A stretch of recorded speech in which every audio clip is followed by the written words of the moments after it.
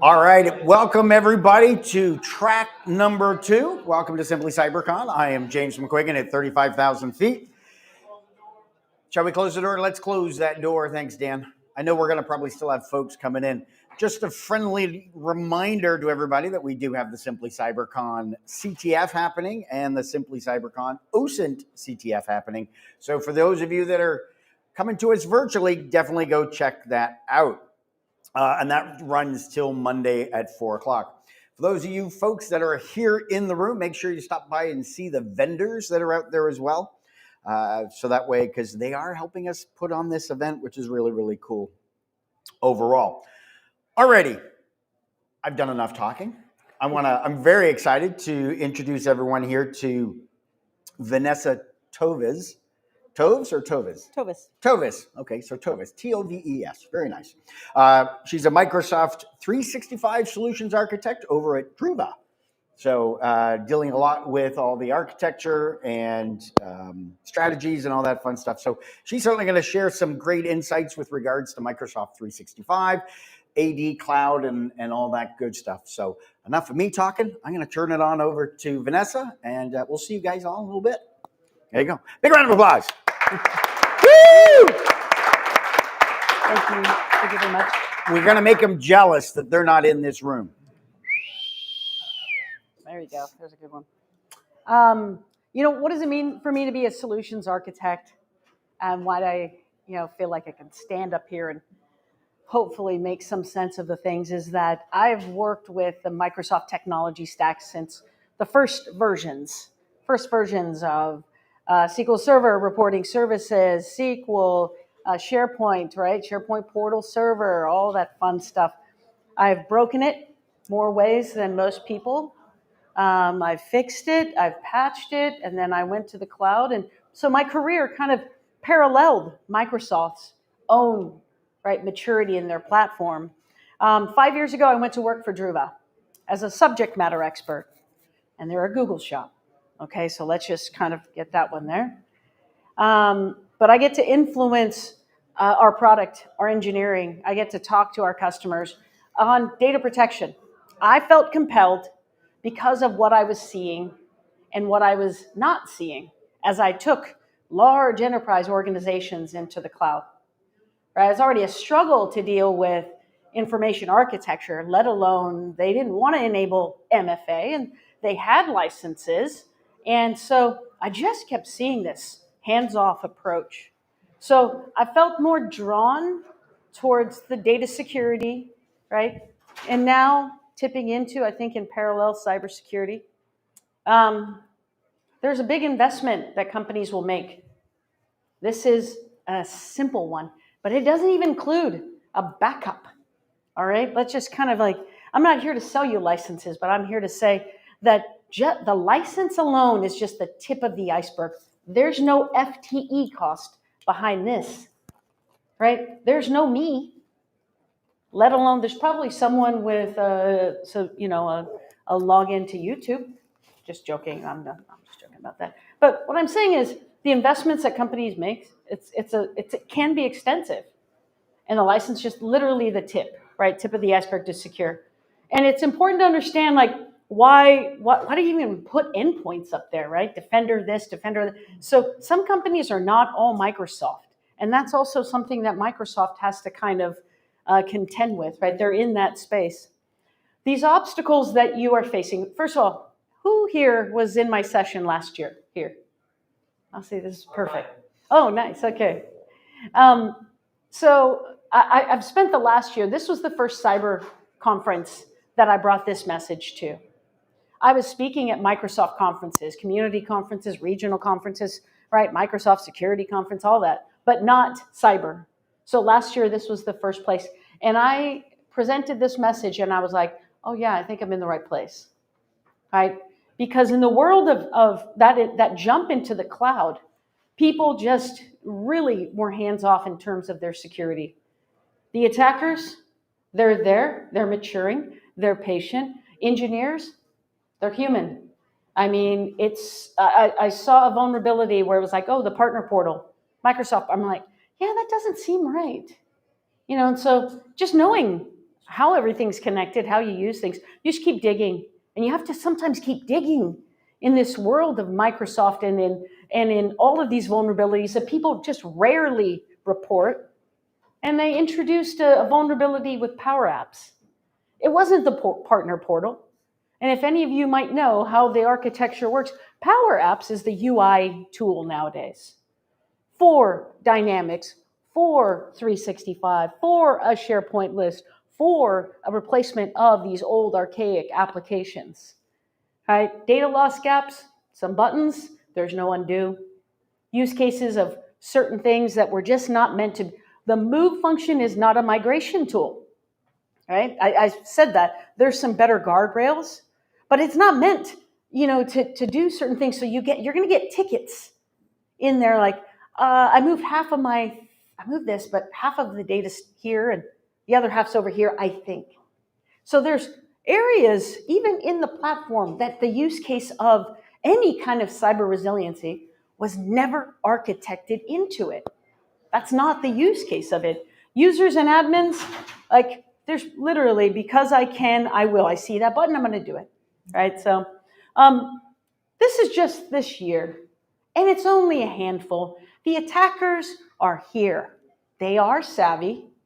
I call them criminals for a long time, and I was like, probably shouldn't. The more I get this message out, I don't want to be a target. But the point being is they have resources, and we'll talk about some of these things. They are using AI. They're using AI to make the target smaller. So I'm going to take a dart, I'm going to throw it, and I can hit that guy in the back corner. And that's it in the world of 365, because that's my entry point, and I need it to be quiet, right?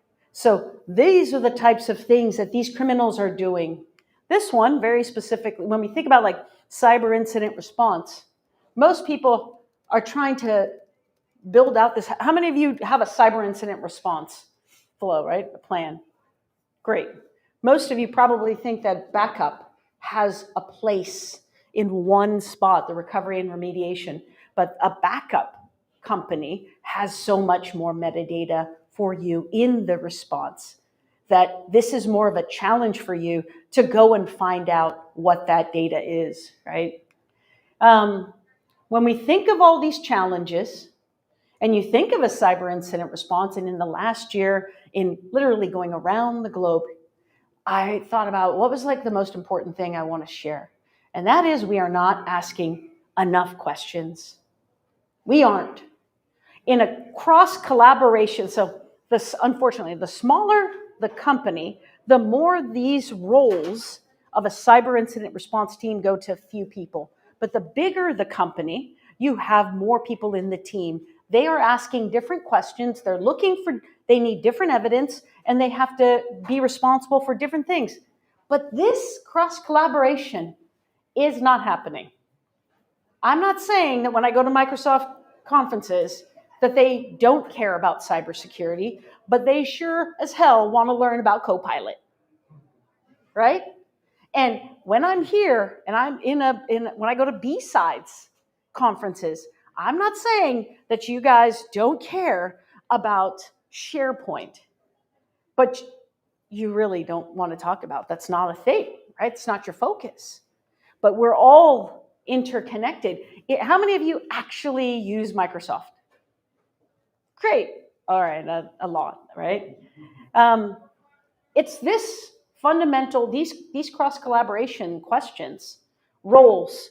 So it doesn't matter if you have 5 people on your team or 25 people on your team.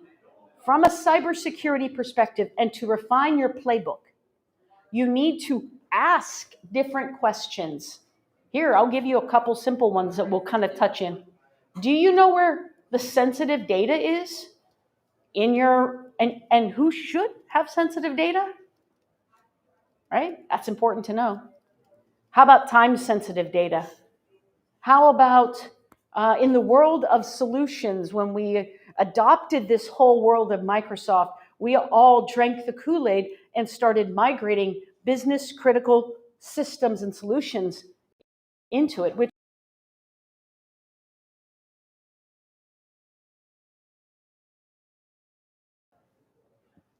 right? That simple things like that. How many of you are aware of what your risk management or your cyber insurance needs very specifically from an asset, from an evidence perspective, right? So you're welcome to see, I'll give you the slides if you want. That's not a big deal. So you don't have to like take a picture of someone made fun of my 4-point font up here, right? But this is it right here. If the only thing you took away from this is I need to ask more questions, that will help you at least be open to understanding that I do need to understand, like, oh, why would I really care about what the person did that, set up Entra ID, right? How are we configuring that? Storm 0501, my favorite thing to talk about. I can't wait. I'm presenting this at Ignite, right? A detailed breakdown of this. Threat actor, found last year by Microsoft. How many of you heard of it? Couple? Great, I'm in the right place. So this is good. The thing about these threat actors in this world is that it's like the rock'em sock'em, the blue, red, right? They'll do something, Microsoft's like, oh, I'll plug that hole. Then they go do something else, right? That's that tenacious, the savvy, the patient. And so now here's this is their path. They're active still today. I'm going to go after end user data, user footprint. I don't care if that data is in OneDrive. I don't care if that data is on a laptop. But remember how you invested in, I'm not picking on CrowdStrike or anybody, you invested in monitoring the endpoint. Well, I didn't drop anything on the laptop to get noticed. And you guys aren't monitoring any of the logs or creating any alerts in 365. So I'm going to be quiet. And I'm going to throw my little dart in there. And that's what these guys are doing. They're reading data, they're finding sensitive data, exfiltrating that data, and encrypting that data. And then they're going to hand you a ransomware note, right? So, and this is active today.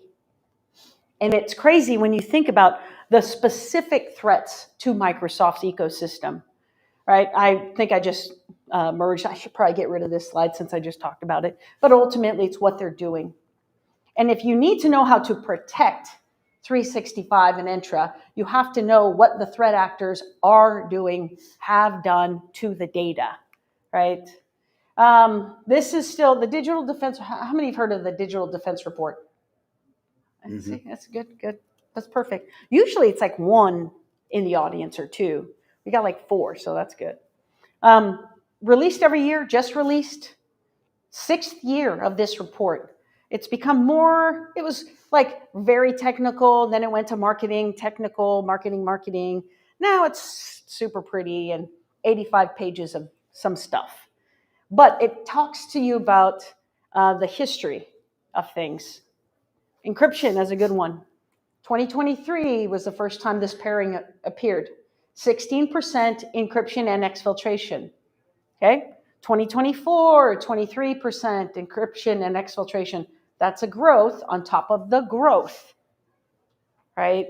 What will happen is you find these stats that they'll appear, and then when they just kind of tip over into a number that is not super pretty, like can't, like 99% attempt to tamper with the backups, and then it disappears, right? So knowing what is happening in the ecosystem of Microsoft's cloud becomes super important, because in this world of SSO, which we all, as an admin, we loved it, right? In the on-prem world, we loved it because we're sick and tired of resetting people's passwords. That's really the biggest thing. Sure, security back then. But here's what it does now. It exposes the cloud world. Because now, Entra ID, you've got, if I add an app, you've got a service principal. And if I'm not doing something with that service, monitoring it, elevating its security, if I'm not doing any of that, if someone gets my data, 42%, I think we'll have that. I think I must have hid that one slide. 42% of attacks, landed attacks, identity attacks, right? 42% of the attacks that actually land with something started with a compromise of credential. So here we go. Siemens deletion of devices, ServiceNow, exfiltration, Microsoft 365, alteration, encryption, Druva, any backup vendor, any vendor. So one of the things that you need to do in your preparation is you need to make sure that you know every one of those apps that have a presence in your enterprise applications. You need to go back to those vendors and ask, how are you protecting my data in your tenant, in your ecosystem? You're pulling my data, whether it is a reporting, analytics, classifications, whether it's anything, governance, whether it's any of that. You're pulling my data out. I want to know how you're protecting it. Are you able to roll back? Do you have a button that if my compromise, remember what the compromise is, my compromise of a credential in Entra leads me to these vendors, leads me to my presence in these vendors, which means they have the ability to do certain things. Do you have a robust RBAC, right? Do you have a kill switch? What is it you have? If you're not asking that, you're leaving a big portion of your information, including your user information, at risk, right? So pay attention to that. Entra ID, I just got off a call last week. Large enterprise customer who said, we don't need to protect our Entra ID. It's too much, it's too critical for us to back it up with you. And I'm like, what are you talking about? So the question is, I asked, is now different? That's the question. And he's like, what do you mean? I'm on a call with a bunch of people. This is the part about me having grown up in the IT space where I've dealt with requesting I'm like, I'm going to tell you how to build this SQL for this farm. You're not going to like it because you think you know more than me. But in the space that I've dealt with, I made it a point to know the most about what it is I represent. So I asked a question, well, how do you know now is not different than 5 minutes ago? And he's like, what are you talking about? And I said, good Lord. Now, when you are in an attack, the first thing you are looking for is identifying when did it start? Is it still happening?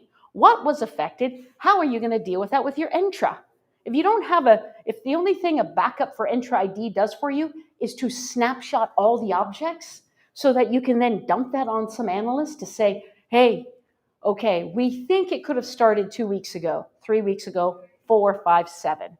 Here's all the historic data of Entra ID, conditional access policies, service principles, right, groups, any of that. Go figure out what changed. Otherwise, good luck, right? So this spike, so we at Druva, we have like when we back up someone, it's like we have active licenses or preserved. So yesterday, everyone was active. You were all working for the same company. We have an active license. We've been backing your stuff up for a year. Oh, I only have 3 minutes. Holy crap. Okay. And then, right. This is like an hour session jammed into 20 minutes. So I'm going to see if I didn't do a great job. So the point being, I was getting ready for a call with this customer. And I said, hey, you have a spike. And he's like, what are you talking about? I said, something happened to your users around this day, and then it was fixed. And I said, we for sure it's not on our side. We checked. And so large insurance company, you probably know the name.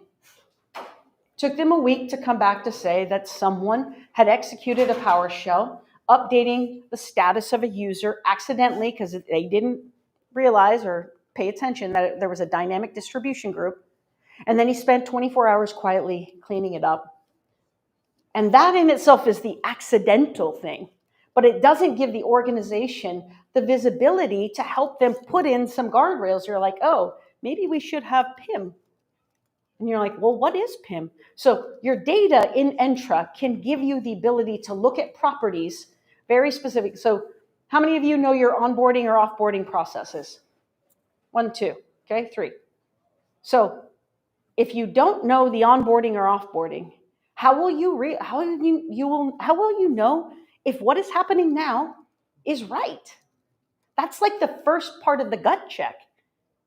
right? So you can use that historic data that any backup company, granted, I would prefer Druva, but any backup company actually do, like provide data anomalies. Same thing.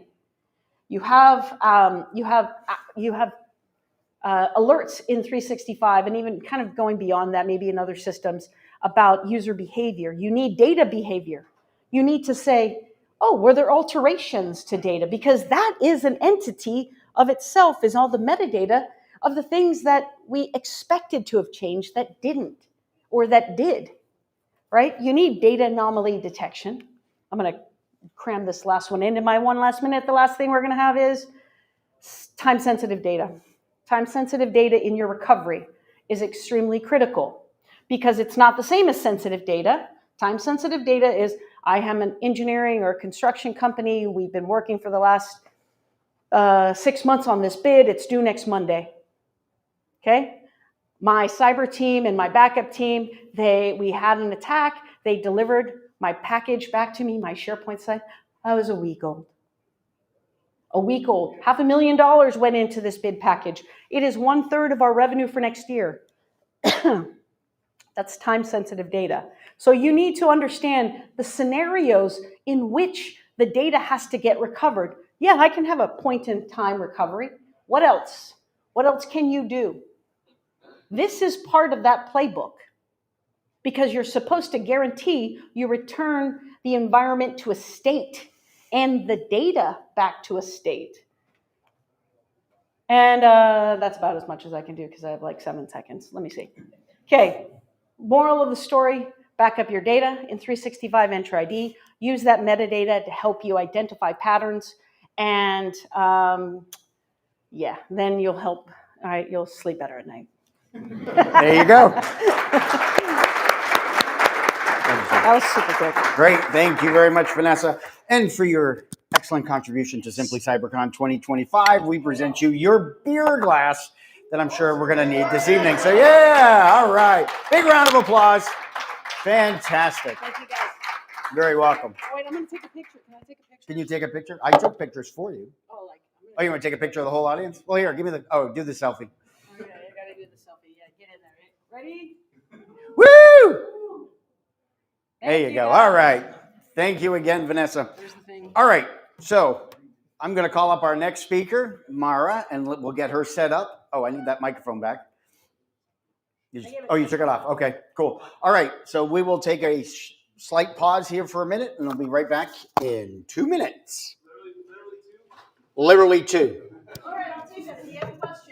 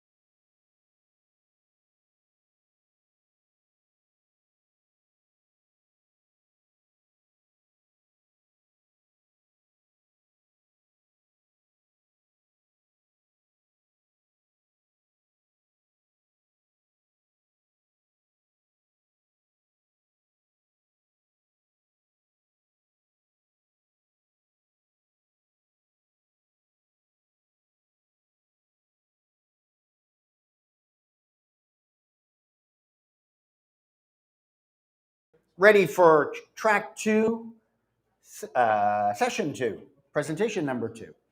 But we're real excited to have Mara Levy here presenting for us today. Woo! Yeah, give it up. Give it up.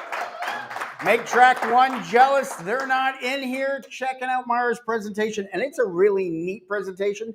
We were chatting about it last week when we were both at IAC2 Congress. And yeah, Mara's done a lot in cybersecurity, and she's got some certs, which is great.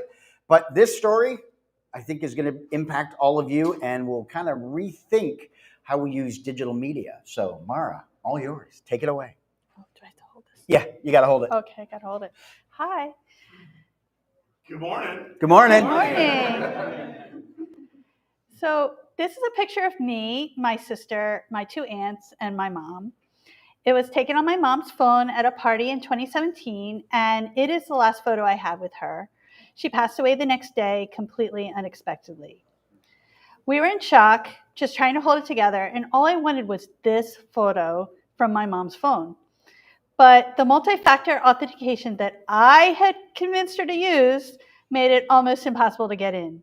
Every wrong password guess locked us out for longer. It was my 11-year-old son who saved the day. He remembered her password because my mom let all the grandkids log in so they could play on her phone. At the time, I cringed. Her security habits drove me nuts. But in that moment, I was just grateful. That bad habit was our luck, and the only reason we got the photo before we were locked out for good. I'm here to talk about an underrepresented facet of cybersecurity awareness, digital estate planning. Most of us avoid thinking about it until we have to. And we never really say die. No one wants to think about losing a loved one forever. Now, weirdly, this thought reminded me of one of my favorite 80s movies, The Goonies, and the line, "Goonies never say die." In the movie, a bunch of kids find a treasure map, dodge booby traps, solve riddles, and race to save their homes. They even had Cyndi Lauper cheering them on. By the way, don't worry if you're not an 80s kid, you can still hunt for the Goonies treasure on Netflix. Without planning, navigating someone's digital life after they've passed can feel like a Goonies-style treasure hunt, full of dead ends, missing clues, and traps, all while racing to secure the accounts, wallets, and photos they leave behind.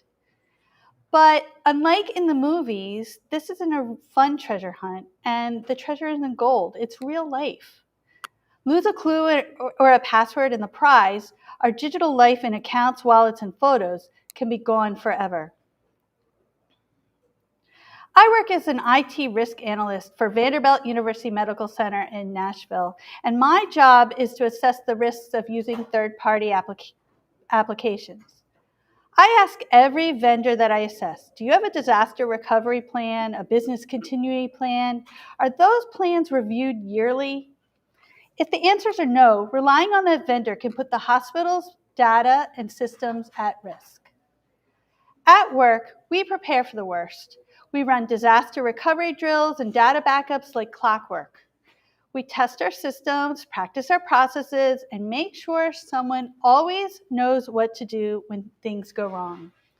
But at home, we mostly just cross our fingers and hope for the best. There's rarely a backup plan. Everything that runs our world, email, texting, social media, online banking, online shopping, crypto wallets, cloud storage, photos, even the accounts that pay our bills, everything is locked behind passwords and MFA. Or so we hope. We work hard to keep our digital lives secure, but the same protections that keep out hackers can also shut out the people we love when we die or become incapacitated. There's no help desk, no password reset, no court order that can recover a lost key. Once access is gone, so is the value. Grieving relatives are cast as unwilling pen testers. Two-factor becomes a booby trap. Cold wallets become treasure chests. And somewhere, maybe in a junk drawer or under a pile of papers, there may be clues scratched on a crumpled Post-it note. The Goonies were able to find their treasure in the end because they had a map. In the same way, families and loved ones can only access your digital life if you leave a clear map. Passwords, instructions, and plans for what to do when you're gone. Without it, your treasure can be lost forever. All I wanted was a single picture from my mom's phone, but the stakes are often far higher. Imagine a surviving spouse who can't pay bills or touch bank accounts. Everything is in their partner's name, no will, no power of attorney, and every verification code goes to an unreachable email or a locked phone. Imagine rightful heirs who can't prove they should have access to digital accounts, forced to watch as hackers drain funds and open new ones in the deceased's name. Imagine someone who dies leaving $500,000 in Bitcoin in a hardware wallet, the money forever lost to the void because the seed phrase was never shared and brute force attempts to access the wallet fail. What we just imagined isn't rare.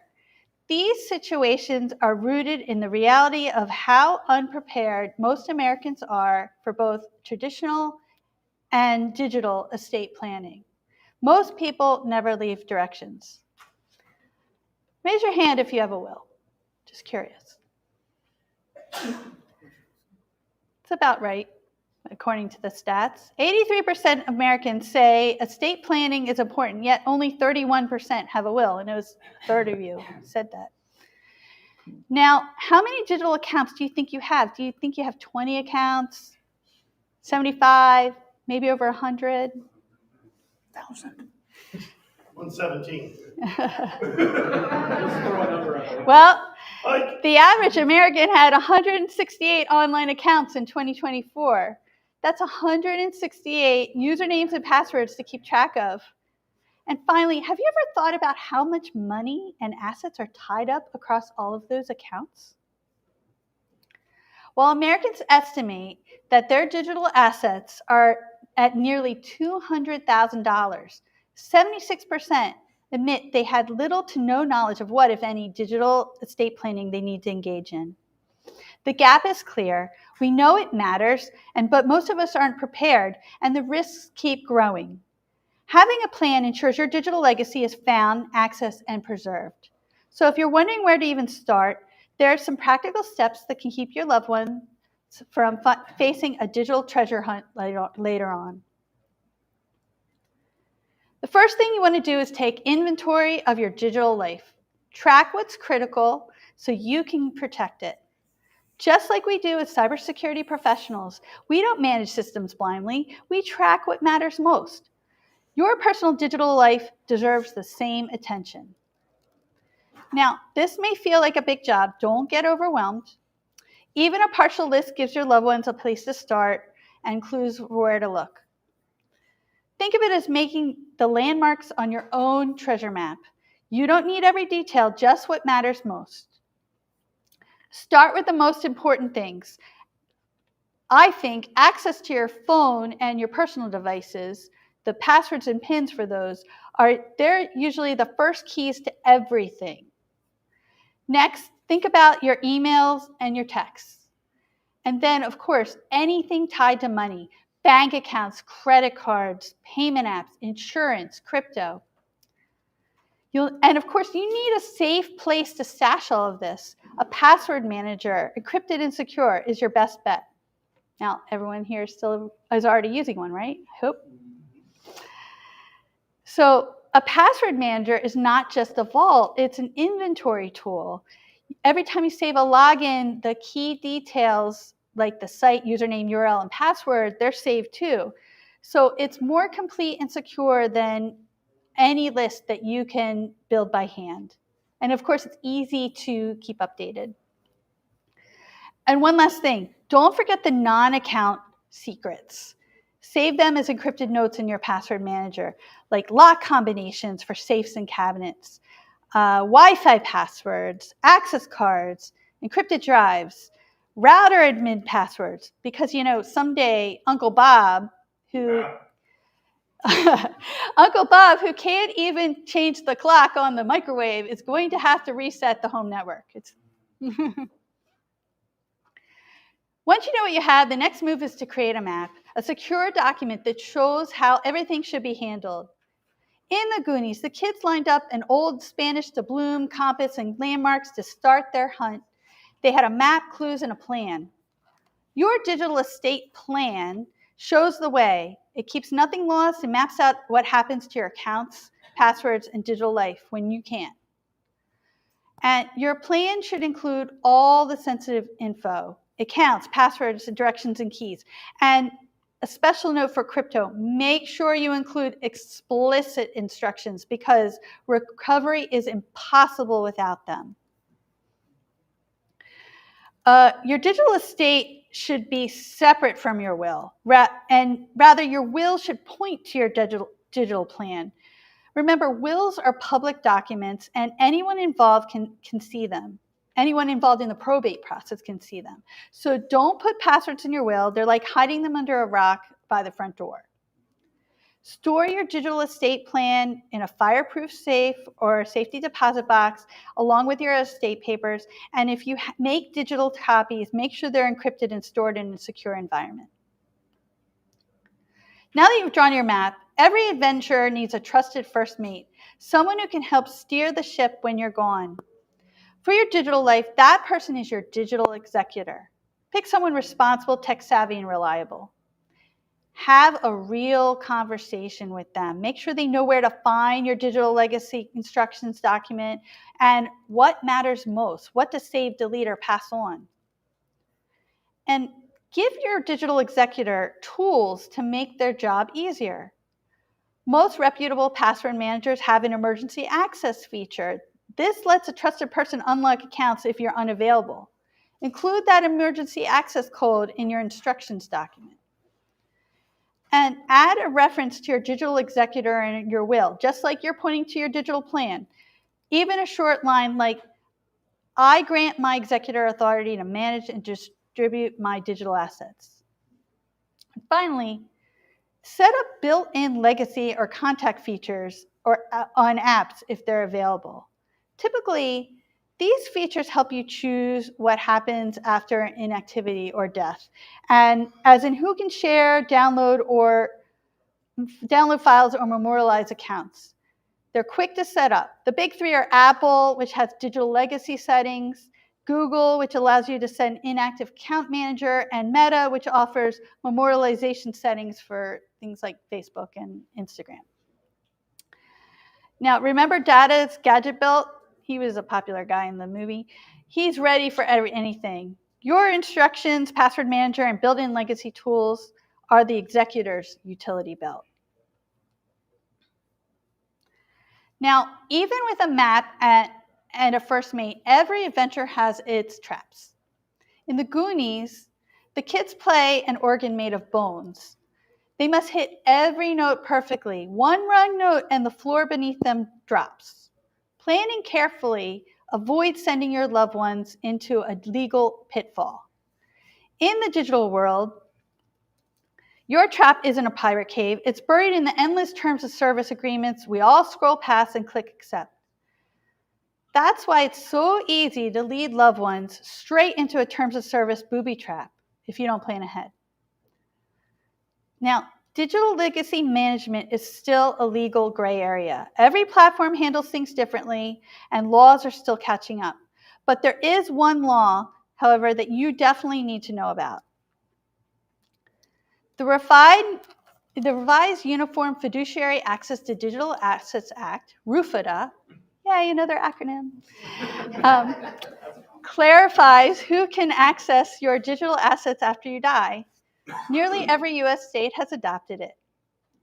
Before RUFIDA, even a valid will couldn't save an executor from hitting a digital brick wall. Companies would often cite terms of service and privacy laws, which usually state that accounts are non-transferable and accessible only to the original user. What RUFIDA does is it sets up a 3-tier system of authority, so it kind of helps with that. But I want to make a note that these tools take a little time, but it's important to have them. First, on top of everything, the top tier is online legacy tools. Remember those built-in legacy or contact features on apps, in particular the ones provided by Apple, Google, and Meta? They legally override everything else. Your specifications take top priority. You can do them at lunch if you can. I'm serious. Take advantage of them. Next come legal documents. If no legacy tool applies, your will, trust, or power of attorney controls access. That's why, again, it's a good idea to refer to your digital executor and your plan in your will. And finally, the fallback is the terms of service. And if you remember, the terms of service often say the accounts are non-transferable, and that means no access at all. Even with this framework, your executor may need immediate access when someone dies. Rooflet gives your executor the legal map, but just like the Goonies, sometimes they need to move fast when unexpected obstacles appear. Legacy tools are important, but they can be slow. Passwords give your executor immediate access, but using them alone can violate terms of service. So the best approach is a combination: legacy tools for legal recognition, passwords for speed, and clear instructions for guidance. Finally, if your digital estate is significant, especially with crypto or other complex assets, consult an estate planning professional familiar with digital law. Now, digital estate plans aren't static. Accounts change, passwords get updated, platforms come and go. So just when the Goonies think the path is clear, the Fratellis, the bad guys chasing them, appear and force the kids to adjust their route. Your digital map works the same way. If your info is outdated, a trusted executor can get tangled in new traps and broken shortcuts. So that's why you need to check your plan regularly. Are your passwords current? Do your legacy settings still reflect your wishes? Is your designated person still the right choice? Now, I realize all this was a lot to take in. Maybe even overwhelming, but stick with me. We're almost to the finish line. In the Goonies, if you remember, Chunk had to do a silly dance called the Truffle Shuffle just to get into his friend Mikey's house. No one should have to truffle or shuffle to get into your accounts. Leave a clear map. All I wanted was a photo from my mom's phone. Now, watching my dad in his 80s manage or try to manage his digital life shows how critical this really is for me. He's got the basics covered: wills, trust, safe deposit box. His digital estate, still a mystery. And honestly, mine's not perfect either. But as cybersecurity professionals, we rigorously protect systems at work without hesitation. But our own digital lives deserve the same care. As Jerry often says, be the CEO of you. Our digital lives hold memories, money, and meaning. Photos, playlists, documents, accounts that tell our story. So think like a Goonie. Leave a map for those who come after you, and make sure your treasure, your digital life, can be found. Remember, Goonies never say die, and neither should your digital life. That's... Yay!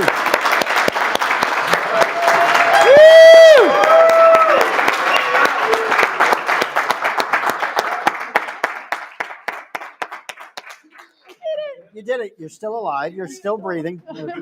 Are there any questions? I have a few minutes for questions. We have a minute. A minute. But there's your Thank you. appreciation, token of appreciation. We'll be starting up our next session at 11 o'clock. If you got questions for Mara, anybody got a question real quick? I'll take one quick question. Yeah, right, white shirt. Yes, so awesome talk. I didn't realize how complex this was until I tried to do this when I was going on this wild trip. And my parents, I left all the information to my parents, and they just had no clue. Right. So just like best practices. Sorry, is there a question? Best practices for the instructions. Best practices. As clear as possible and down to earth as possible. Try not to be so technical, because you have to remember, while we understand all of that, Uncle Bob doesn't necessarily understand that. So There we go. Cool. I found out yesterday, the password manager Bitwarden has a feature in it that will, release the passwords to your designated. yes, Oh, yes, yeah. emergency It's got a legacy. access. Yeah, an emergency access. Yep. Bitwarden and take advantage of that. They'll cover a lot of that. Yeah, good to know about Bitwarden. Cool. All right. Mara will be outside. She's here all day. So if you got questions, definitely hit her up. Thank you again, Mara. Oh, it didn't play. My video didn't.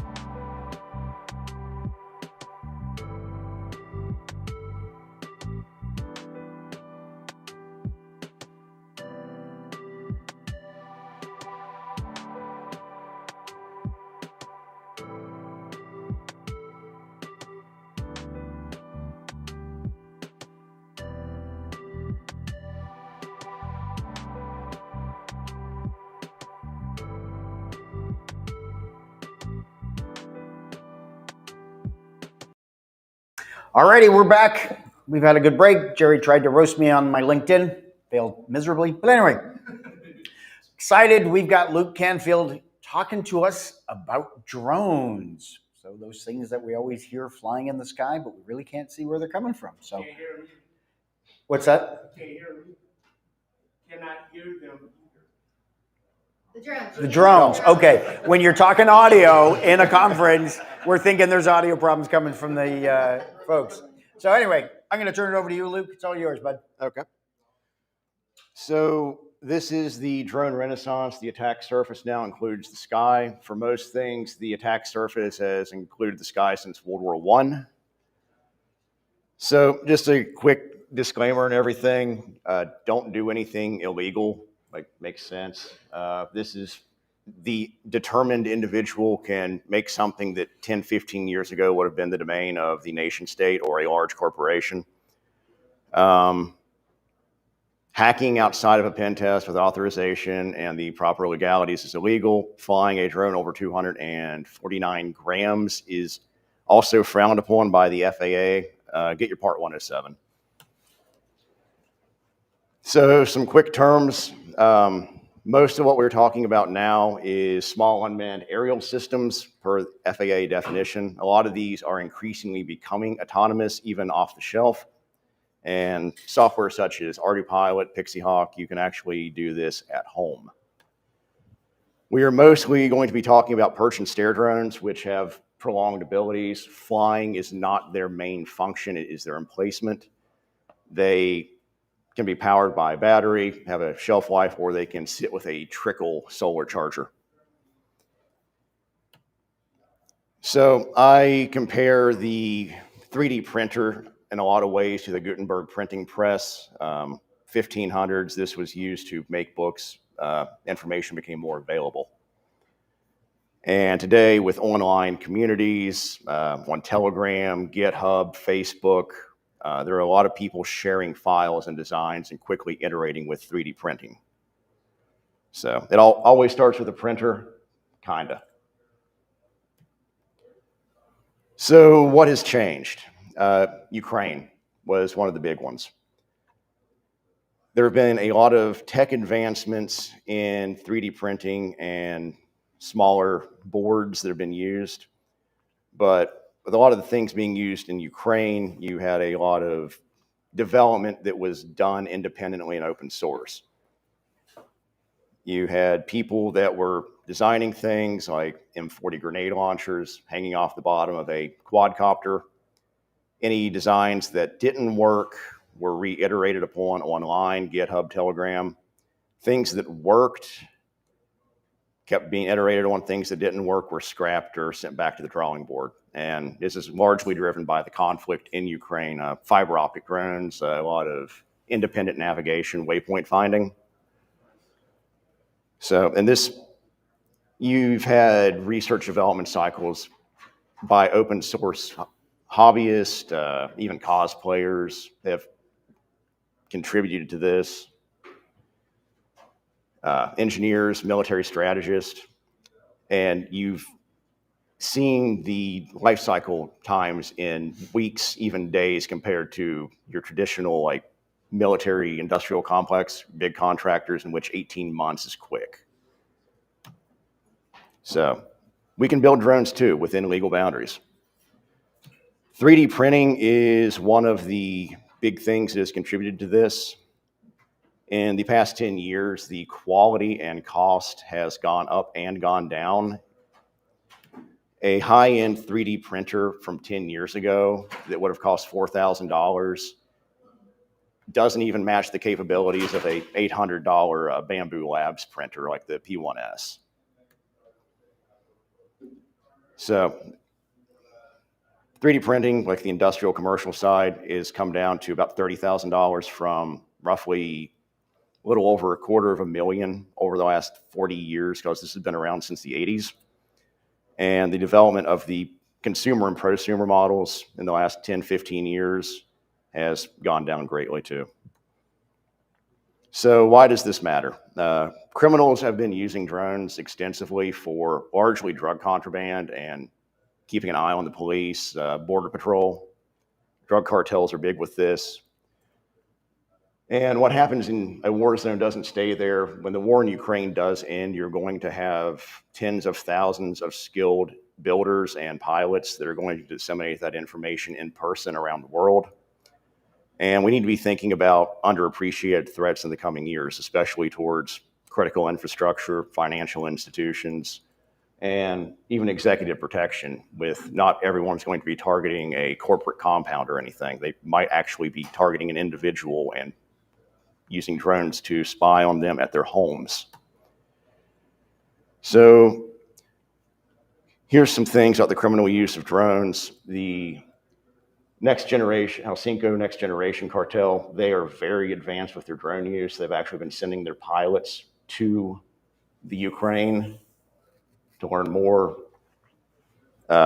Chinese nationals have used drones at Vandenberg, Norfolk Naval Station, San Diego, and a few other places. And even the more petty criminals have used them for casing robberies or seeing the police response times. So, vulnerability and threat risk. When talking about wireless attacks, this should look pretty common to a lot of us. It's just rogue access points and man in the middle. So how is this any different with drones involved? People have limited attention spans, particularly in urban environments. You have traffic, background noise, there's a lot of moving objects, colors, sounds. And we have really poor senses compared to a lot of things in the natural world. We have a hard time tracking a small, fast-moving object at angles greater than 45 degrees. Compare that to birds, which I've lost drones to barn swallows and hawks before. They can come out of nowhere from a mile away and they will drop it quick. But unlike the noble barn swallow, we also have cognitive bias. You have no one's going to use a drone. They're going to be in a van parked down the street or walking around with a backpack or seated up in a coffee shop just running their Wi-Fi pineapple.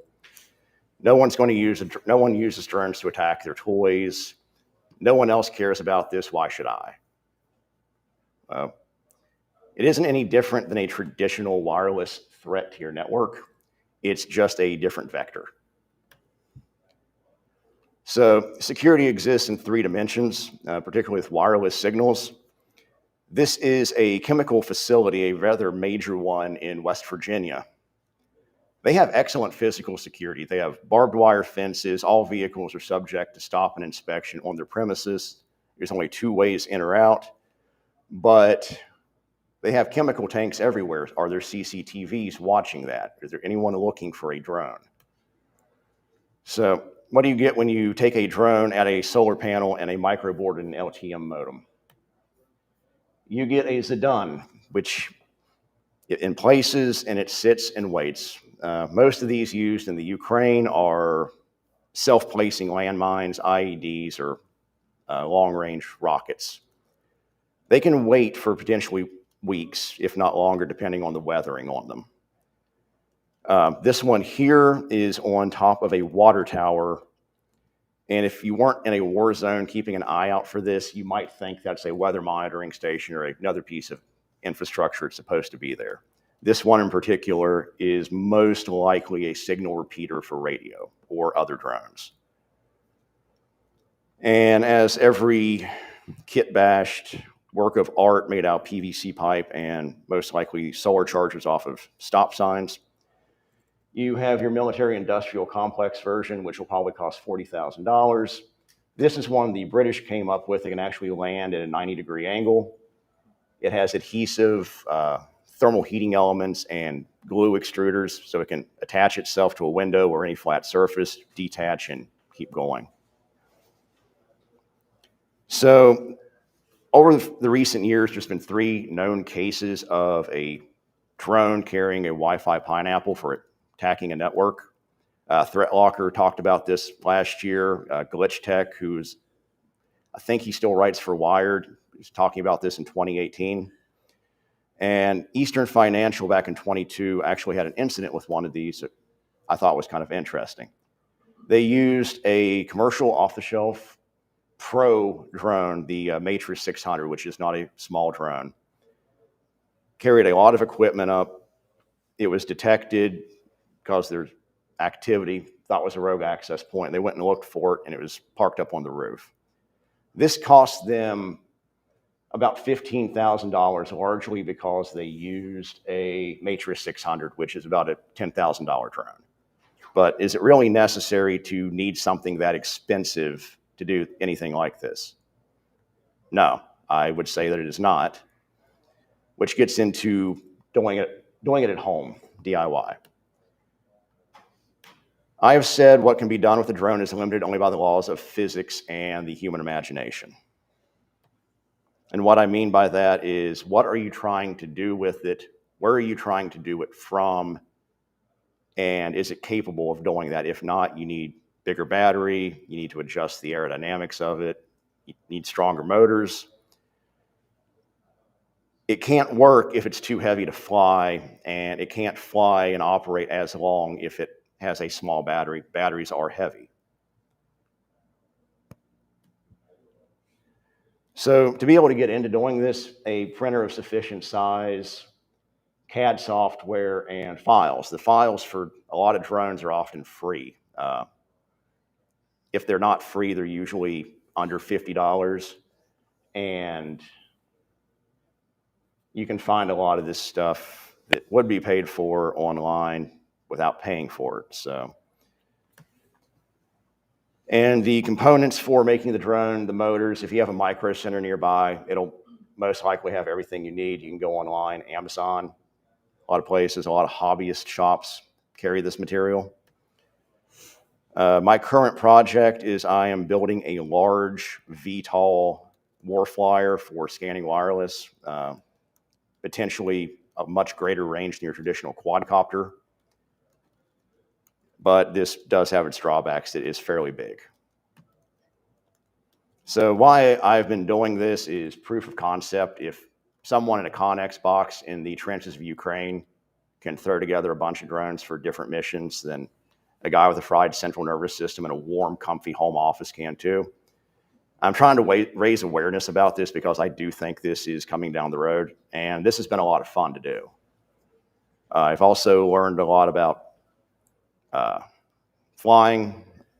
Part 107, you have to learn how to read maps, electronics work, CAD, developing stuff in Fusion, and, well, 3D printing and tuning, which that's a talk for another time at 1 o'clock down there. So there are issues with countering drones. You can't jam them here. That is against FCC regulations. They will find you very quick. You can't shoot them down. That is a felony per the FAA, and local law enforcement is probably not going to like you brandishing and firing off a gun in public. They're also small. They're fast. If radar even picks up on them, they look like birds. It's hard to use acoustic detection on them, even though that's what's used like in Ukraine, because they're just background noise. And they're hard to see, but like there's a lot of stuff coming out with cameras and detecting them. And that's going to be a space that I think AI is going to come in really handy.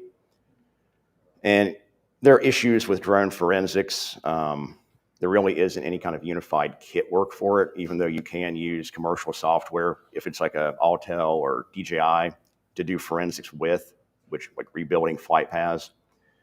But with kit-bashed homemade drones, you actually have to do forensics on each individual component of the drone. And it's still then, it's going to be hard to figure out who launched it. There are no unified detect defeat mechanisms commercially. A lot of that's still in mill space, and it's still new. And as drones become more common, people are going to become more used to them. Anymore, if you see a drone flying around, it's a realtor or someone playing with it, taking pictures. But there's been a huge initiative this past year by the current administration to commercialize drones. Part 108 is coming out next year. Amazon, Walmart, I think even DoorDash are working with drone deliveries. And all someone would have to do is just slap an official looking sticker on the side of a drone and land it somewhere, and people are going to think it's supposed to be there. What you can do is you can use spectrum analyzers, radio frequency. Drones are kind of loud. And just maintain due diligence with your wireless networks that you should already be doing and treat them like a rogue access point because that's what they are in this case. Also, just check the roof or perimeter of your buildings for things that are supposed to be there and things that are not supposed to be there. So just a quick thing about me. I have an international studies degree that I focused on intel and national security at WVU. I started out in geographic information systems, or GIS, and I moved over to cybersecurity in 2020, and I went to WGU just to get all my certs and degrees to kind of legitimize myself with HR.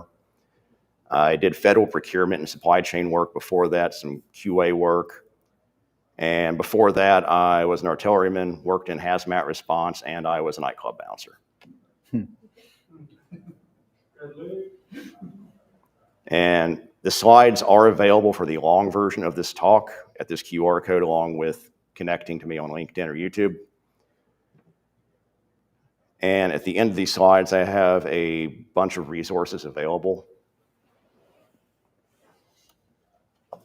So I have citations and references, but the slide deck that you can get has like 5 pages of that if you want to read more about this stuff.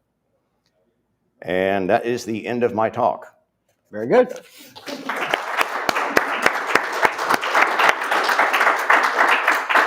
Well done.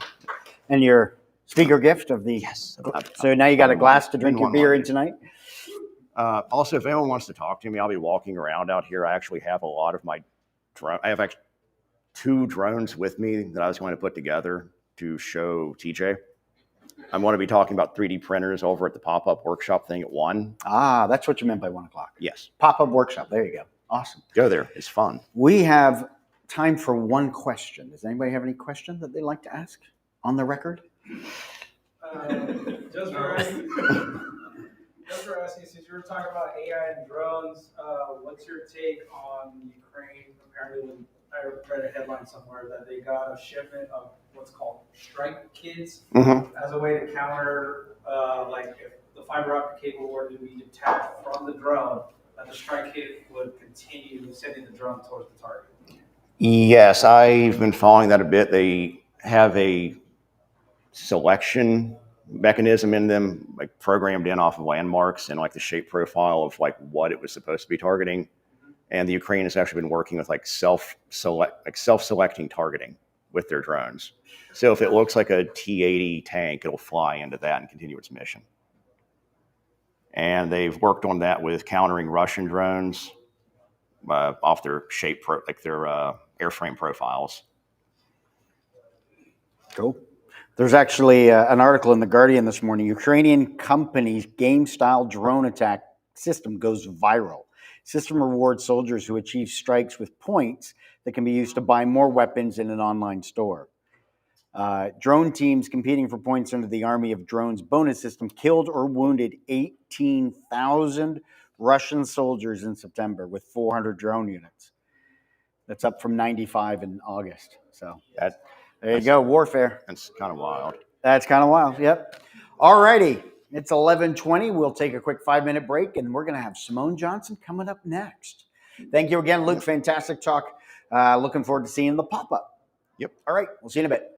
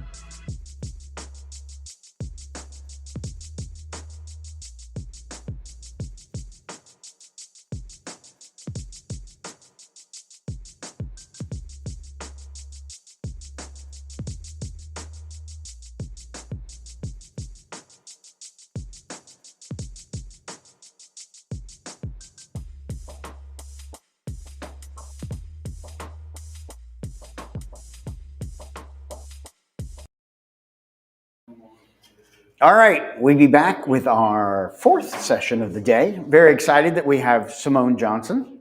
Simone, right? Yes. I said it right. Okay, good. Yes. We didn't get a quick chance to chat beforehand. So real excited that she's here talking the pivot playbook, finding your footing in cyber. So very excited you're here. Give a nice warm round of applause to Simone. Thank you. So I'm Simone. I don't think anybody here knows me. That's okay. I'm a data security engineer. I recently transitioned, well, not recently, seems like it, time is flowing, but I transitioned from higher ed way back in 2020 when everybody was losing their minds. And I've made several pivots since then within cybersecurity. So today I'm just going to be talking to you about ways that you could pivot as well and give you some tips and tricks. And I'm off like this much sleep, so bear with me. So, should you pivot? How do you know if it's time to go? For me, I've listed some of the things that happened to me during this time. Number one, I dreaded going to work. It was like the Sunday scaries on steroids. I kind of wasn't interested in anything for real. I thought I liked my job, but I don't think I liked what I was doing. I think I liked the people.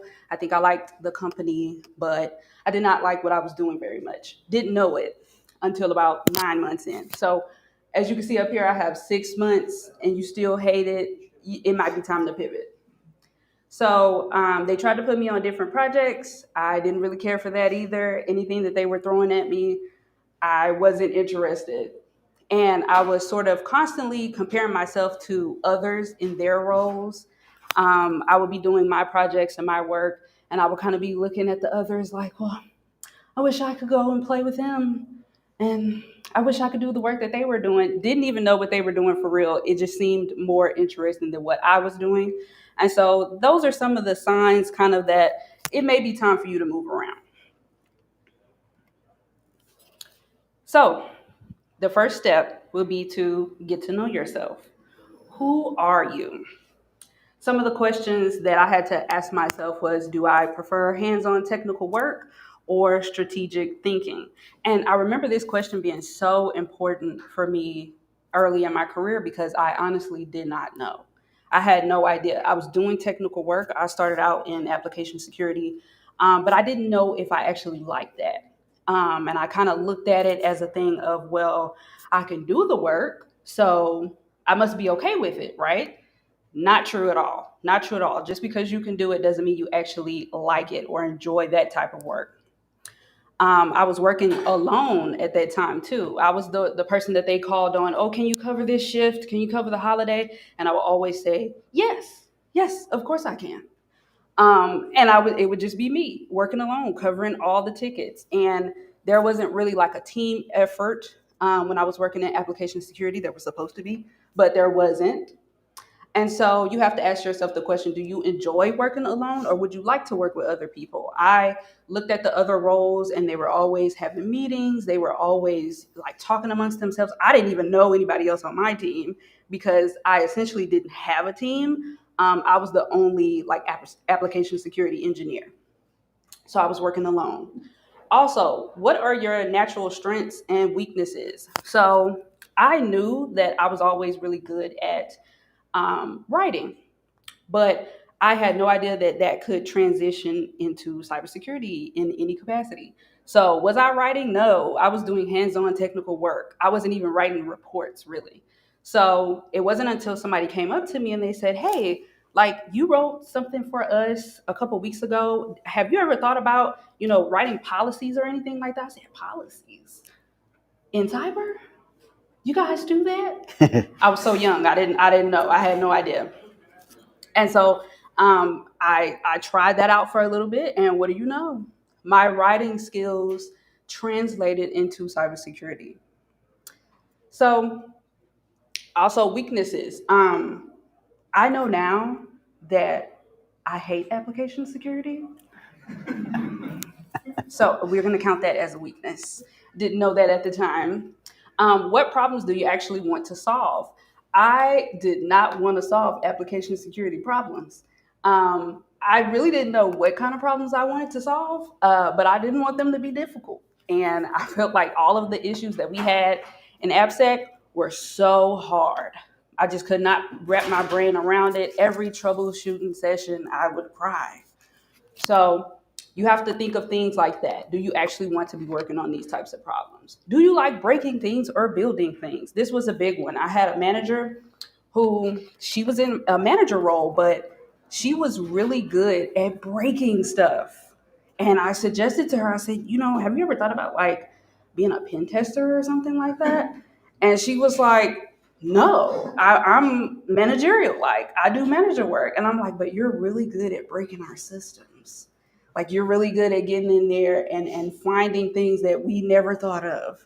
And she actually transitioned into pen testing. So these are some of the things I had to ask myself. And then also as honorable mentions, I have, am I the drama and is it the coffee talking? Because some days you just really don't like your job. And that doesn't mean that you want to leave or that you should leave, but it may be the coffee. Are you going to feel this way tomorrow? Are you the drama? Do you say this every other week, but you don't really want to leave? That was me a couple times, maybe 3 or 4. But it's paramount that you ask yourself these questions just to make sure. It's kind of like an internal check with yourself to make sure, okay, is this something that I really want to do? So once you get to know yourself and you find out, okay, I really do want to pivot. These are some of the roles in the different groups of cybersecurity. These are the ones that I looked at. I've done most of the ones under governance and engineering. And then up top and down at the bottom, you can see some of the transitions. These are some pivots that I've seen from my coworkers that kind of had an easy time. So going from security analyst to GRC specialist, that was actually one that I did. Help desk to security analyst. I see a lot of people do that one. Network engineer to cloud engineer, same thing, kind of the same basis. Easier to go into. For offense, I've also done a little bit of bug bounty. Exciting, but did not like it. And that's the thing about some of these roles up here is that they are very like, ooh, like you see them in movies and stuff like that, but you may not like it. That happens a lot. That actually happens a lot with pen testers and bug bounty is that they try these roles because they see them on TV. But sometimes they're boring, especially when you're writing up reports and stuff like that. It can be boring. Now, I like reporting. I like writing up policies and compliance and stuff like that. But, it's not for everybody. So, step 2, what to know before you go. So before you burn it all to the ground, what do you need? So at your current role, I would suggest that you build up your transferable skills and not just technical, but also your soft skills. And it's like, yes, I have done risk assessments. I have mass databases, but also, can I talk to people? Am I personable? When I was transitioning from higher ed, all I had was a smile. I didn't have any technical skills or anything like that. The most that I could probably say I had was customer service, maybe. And I took that and ran with it because you have to take what you can get. So I would also suggest that you document your wins and your lessons learned. So I do have a brag sheet where I write down every little thing that I accomplish. Even if I think it's so small, I still write it down. I also have what I call the bounce back report. This is times where I felt like I was going to lose my job, but I didn't. And so those lessons all go in the bounce back report to let me know like, hey, you have conquered this. It may not have worked out in your favor all the time, but you conquered it. And it's something to talk about in interviews as well. Internal moves versus external moves. So a lot of people, when they think about pivoting, they automatically think about leaving their position at their company. You don't have to always do that. I will say that your salary may go up a little bit more than if you stay, but you may really like your team or you may really like your company. So I think before you think about making an external move, you should check within your company and check within your internal teams to maybe see if they have anything. I also did some shadowing within my company before I decided to leave. When I was in higher ed, I actually went to the IT department and shadowed him for about 3 to 4 months just to get a feel for what is going on and do I really like it? Do I want to move into this field or not? Also, leave on good terms. Cybersecurity is vast, but it is also very small, which a lot of you will probably see while you're here that you know some people, or some people are interconnected with some other people that you know. This happens to me all the time, and people come and go all the time. You know, they may be at one company, and then the next day you see them, and they're at a completely different company, and they know everyone you've ever talked to there. So it happens. You don't have to leave on any bad terms, you know, put in your 2 weeks, say goodbye to everybody. If they throw you a party, attend, you know.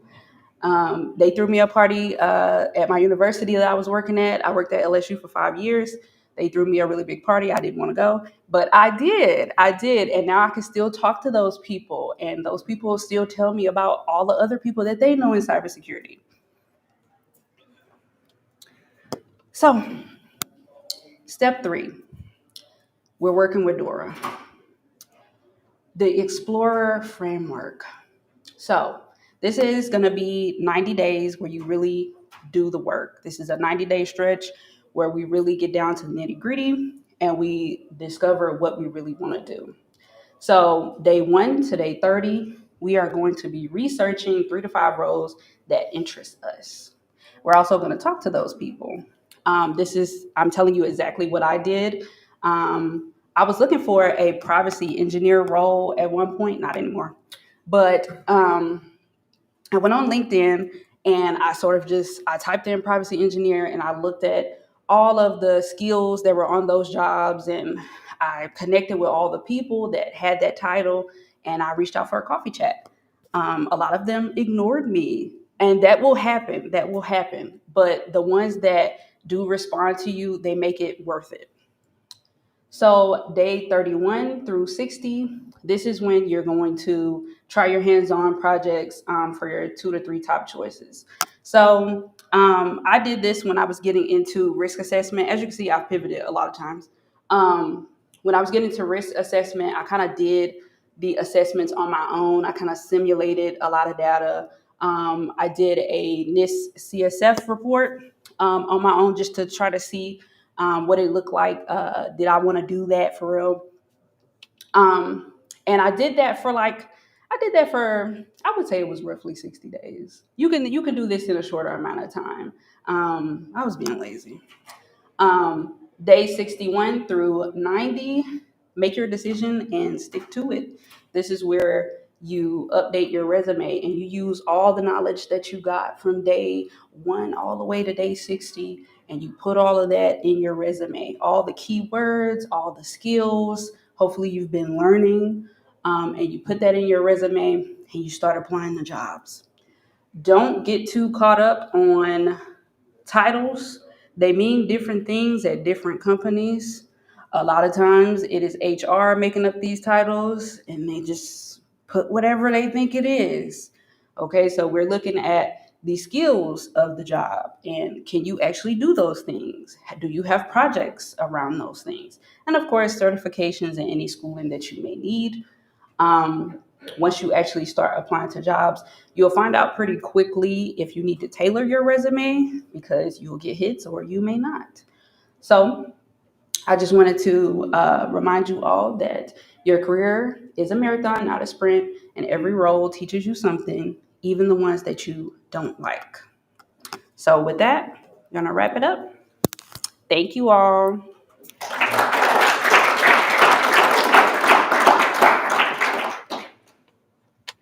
Don't know if I'm on yet.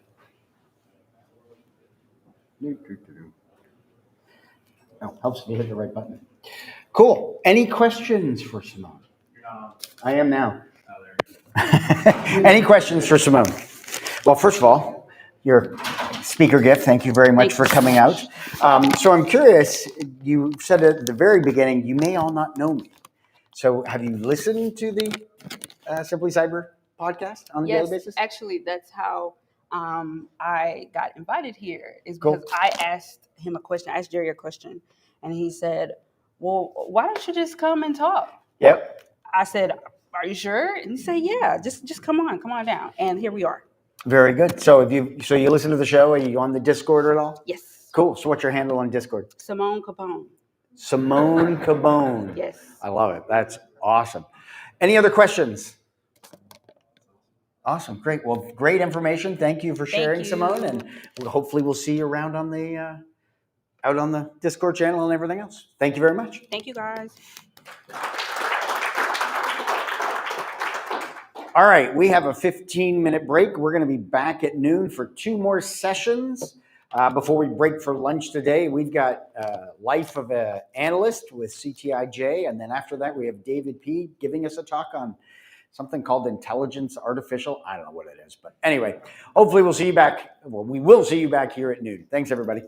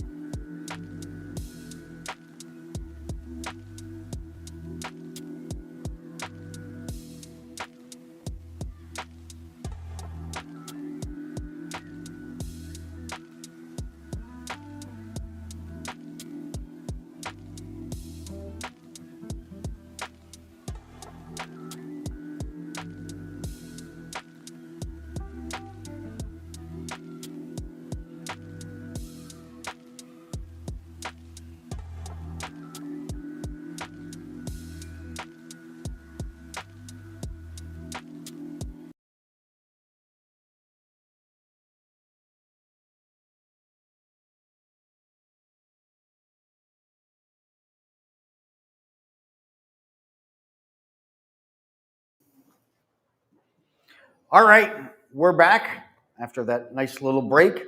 And this presentation I'm looking forward to because I teach cyber threat intelligence to students back home in Orlando. So I'm very interested to see this one by CTIJ. Now, you're probably wondering at home on those virtual, where is CTIJ? Well, he's standing right here. He's invisible. Actually, no, he's standing off camera. He's going to deliver you're just going to hear his audio. So you're going to see his slides and you're going to hear his voice through the feed. Those of you that are here in the room, he's going to be standing back there.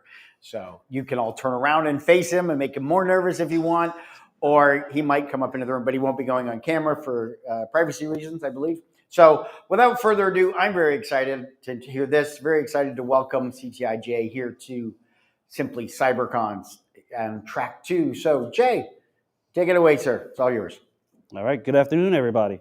So today's talk is about false positive, feed fatigue, and intel burnout, a day in the life of a CTI analyst. So on the screen, you can see all my professional developments as an adult.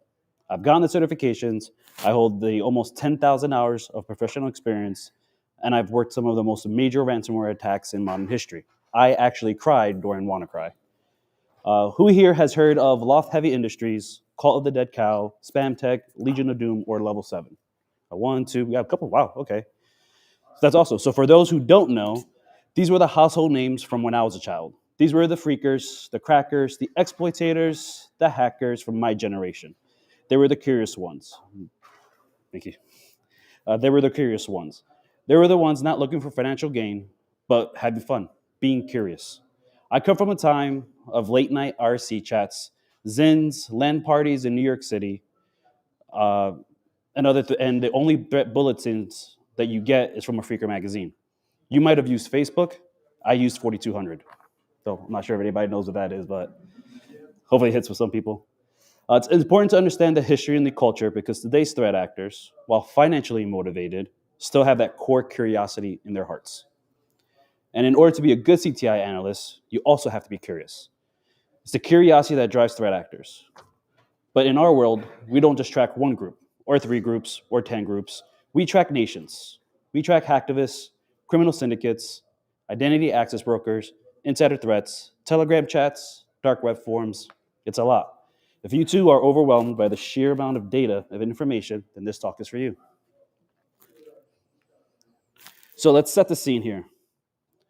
Your morning starts off with coffee. You open your feed to catch up on last night's news, another 0 day, another ransomware victim, and a new build for Luma Stealer. Next, you check your email, and waiting for you is an ISAC report. Then comes the vendor bulletin. And of course, we can't forget the leadership shoulder tap. This stream of uncategorized and unfiltered data is a crisis. It causes fatigue and prevents real analysis. We have to stop this chaos if we want to make it to lunch. So we can accomplish these with 4 logic values that define a CTI workflow. So the 4 values are understanding contextual scoring, establishing priority intelligence requirements, tiered reporting, which breaks down to 3 categories. We'll actually cover all of this into another slide. And finally, adding value as a force multiplier for different stakeholders. Okay, so contextual scoring. Contextual scoring is our filter against the noise when it comes to IOCs. We move from a single IP to identifying maybe a CIDR block or an ASN. We use this in order to tie an attribute to TTPs or threat actors. Another example would be, instead of focusing on a single hash, let's look for similarities. We call this fuzzy hashing. What does this accomplish? We prioritize the intel that matters by asking, can we attribute these IOCs to threat actors' infrastructure? This alone will remove 80% of your triage work. All right, so next we'll talk about actionable intelligence, or what we like to call it, priority intelligence requirements. So who here has actually heard of PIRs? Yep, we got 1, 2, 3. Okay, so before we go into the whole spiel of it, I would like to do a little exercise here. So we have a couple of different departments on this slide, right? CTI is at the center, and this is how we provide value, right? So using our PIRs. So say if you work at a SOC, what do you think might be the most important thing for you as a SOC analyst to actually know about a threat campaign? Would it be maybe an IP address? Or maybe it would be better understanding the entire like CIDR, or what ports are they using? What behaviors are they looking at? Or did they laterally move? So you kind of figure out with, depending on which of your stakeholders here. Another example, who here is in vulnerability? Who's worked in vulnerability before? Right? So it's great to understand what a 0-day is or what that 0-day was, but no one talks about the initial access of that 0-day. Was it external facing? Was it internal facing? Was it through a phishing campaign? By asking all these questions, we really try to figure out how we can provide value to our readers or to our audience. So actionable intelligence is defined by PRs.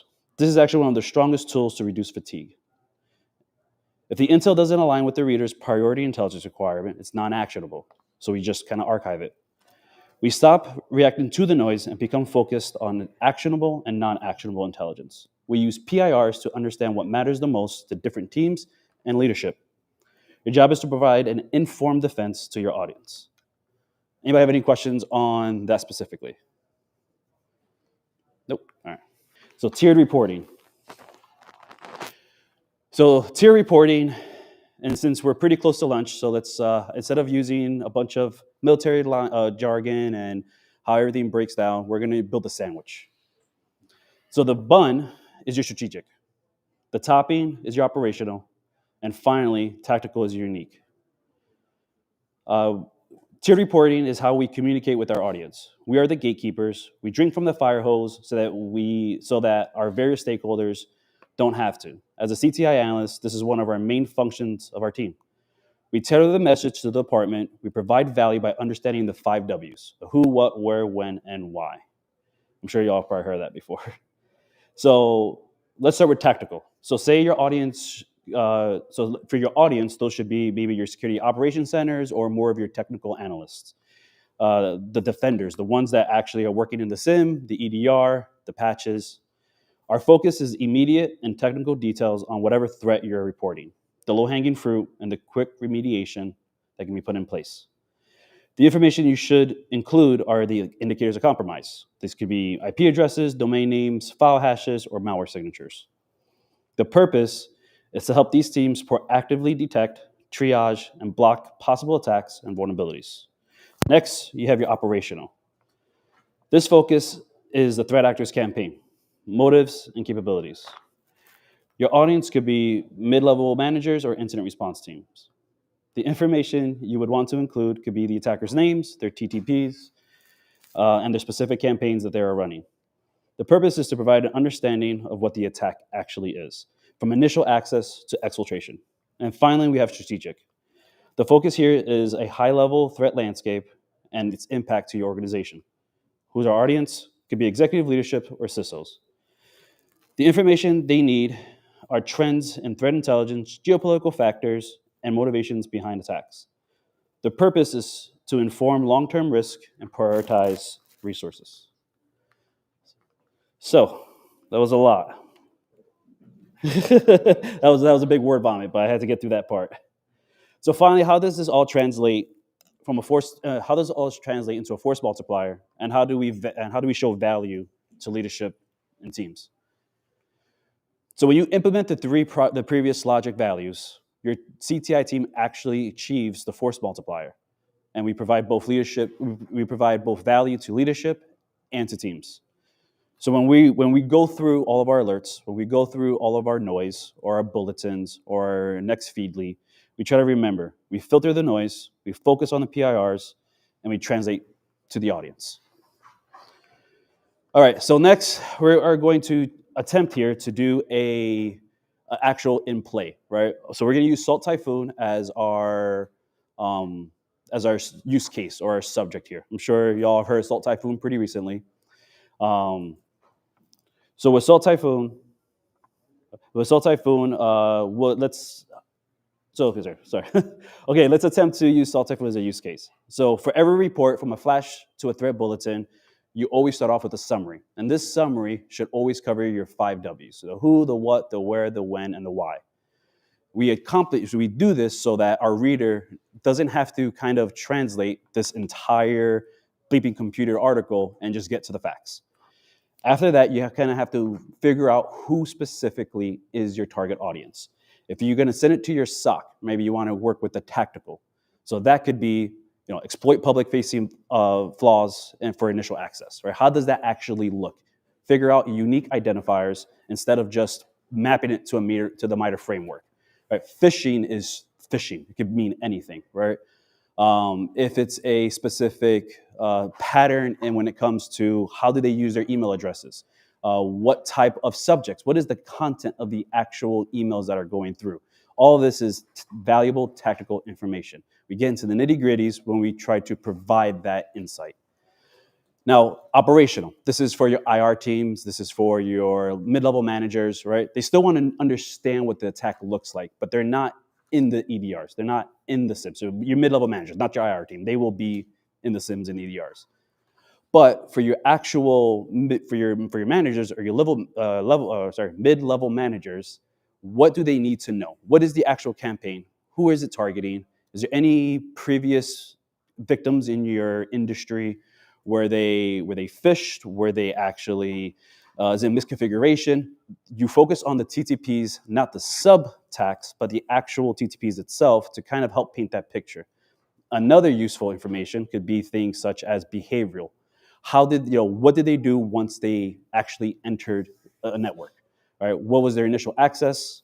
What did they do while they were in the network? And what was their goal when they wanted to exfil? Right? Was it ransomware? Was it data exfiltration? All of this plays a role into the operational. Or if it's strategic. If you're going to write a strategic report, this should be at the highest level important information. You don't want to talk about Salt Typhoon targeting the telecom network if you work in retail, right? That doesn't really fly with their specific PIRs for a strategic. Our goal is to always assist with our leadership and our CISOs to how to allocate resources best. So in Salt Typhoon, you would do a little bit more of a wider net. It's like, well, they target critical infrastructure as a whole, or they perform long-term espionage to better advance their 2025 Belt Road Initiative, right? So all this information could be useful for a leadership or a high-level CISO instead of just getting into that overly technical breakdown. It's not that they can't read it, it's just that's not really their role. So I flew through that. So finally, how does this all come together, right? So at the end of every report, you should always specifically write out your analyst comments. This is something that is unique to you. Sure, you can leverage AI to kind of help you build that framework or get started, but this really should come from you because nobody knows your industry better than yourself. So give that human touch, right? Make it actionable intelligence. Thank you. I'm sorry I went way too fast. And I have, obviously open for questions or anything like that. Sorry. Thank you.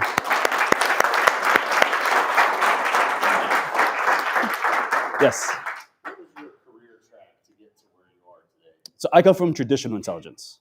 Jay, repeat Yes. the question for the folks on the screen. Oh, sorry. So the question was, what was my track to get into CTI from maybe before that, right? So I come from traditional intelligence. However, I always will recommend somebody from the SOC to CTI. I think SOC analysts make some of the best CTI analysts, hands down, because they've lived in the systems. So the question was, what do you search for? Wants to know, what am I looking for? Exactly. Yeah. So yeah. Exactly. So a big misconception is that a CTI analyst just reports the news. That we just take the information that a bulletin wrote up, and we do threat hunting, right? That is, that's more the operational side of CTI. But we still have to understand, I like to say, we're true purple teamers, right? We have to understand every attack, how it works, how is this malware built, what it's used for, right? What are the interests of these threat actors? It's not just Salt Typhoon targets telecom, right? And the perfect thing I always tell people is like, who here knows Scatter Spider? Yeah. Right? Everybody knows Scatter Spider, right? But who knows Scatter Spider? Who knows their history? Who knows why they operate the way they operate? And I always tell people, in order to know Scattered Spider, you have to understand something called the COM, or the community. That's like a whole other 1 hour thing about, threat actor communities, threat actor lingos, how nation states kind of like mimic others for false flag attacks, right? You have to really like live this like gray area between curious and like criminal to really understand a threat actor. So that was a good question. Thank you. Yes. So my question is, do you usually do it post-incident or pre-incident? Like, do you do more that, because, an incident can happen, you go and do your forensics or what have you, to investigate what happened, or do you do more, or is it, how much? Yeah. So I think I got the question is, so what is the CTI, where does CTI kind of live? Is it pre-incident, post-incident? So both. So it's really both. So CTI does work as a good force multiplier for a IR incident. While the incident responders are working an incident, we can provide additional context or additional artifacts for those threat hunters or for the IR team to look for. It could be you're dealing with a ransomware attack, right? And there's data leakage that is being posted on the dark web. You can engage with the threat actor and ask, hey, let me get a proof of breach. And that might actually give you some information. So we do operate reactively, but truly it's proactive. CTI is a proactive mindset. We don't want it to happen, right? So we actively go hunting for the stuff. So I hope that answered your question. Yeah, thank you. Yes. So for your 3-tiered report, are you basically creating like a MITRE attack frame for each thing specific to the department? You're just kind of going from like this and then do this and then do this, like IOCs and everything for each one? So MITRE is a great start, but I would challenge you to operationalize the diamond model instead. Okay. Right? That's me personally. I understand MITRE is taught. I understand MITRE is important. I don't like MITRE. I think operationalizing the diamond model is so much more effective because you understand the actual life cycle of your threat actor. You understand their infrastructure, you understand their tools, their capabilities, you get victimology, right? You understand who they've targeted. You can look at use cases on how they've been successfully infiltrated, and you start hunting, you start doing your analysis on that. So yes, you can use MITRE. I prefer the diamond model, operationalizing the diamond model. I like the diamond model. I got Anybody time else for have a one more question over here? One more? No. So I noticed you have a Substack. I do. What do you usually like to write about? Oh, What can we find on there? So right now you have a write-up for, so I found it very interesting, which was the SharePoint vulnerability, the 0-day SharePoint vulnerability, how it went from a 0-day to publication, and in 72 hours, 28 organizations compromised. Wow. I found that fascinating because I think that's like a 1-for-1 indication of AI power, or AI as a force multiplier for threat actors. Yep. And then I have rants, and this is all my rants. Oh, your rants. Cool. I love it. No, rants are good. We need a way to be able to vent, and that's a certainly good place. So cool. Well, Jay, really enjoyed the talk. Great information. Thanks for sharing, and thank you everybody for being here. Thank you.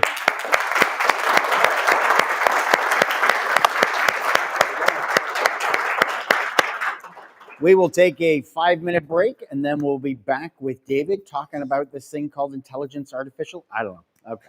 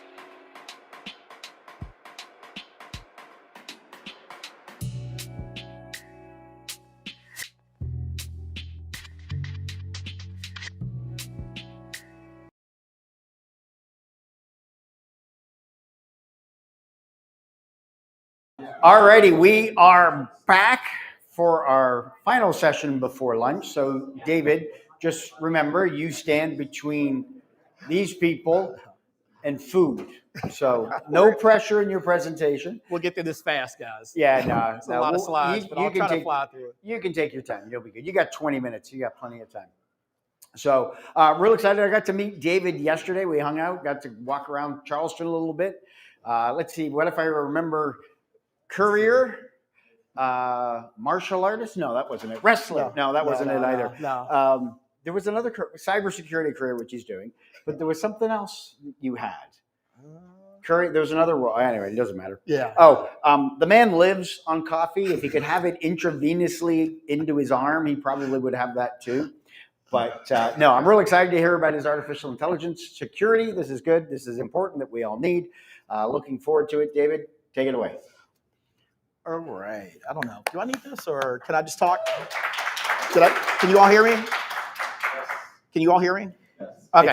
It's so that way you can be louder than next door. Oh, yeah. Okay. So to me, I have a big head and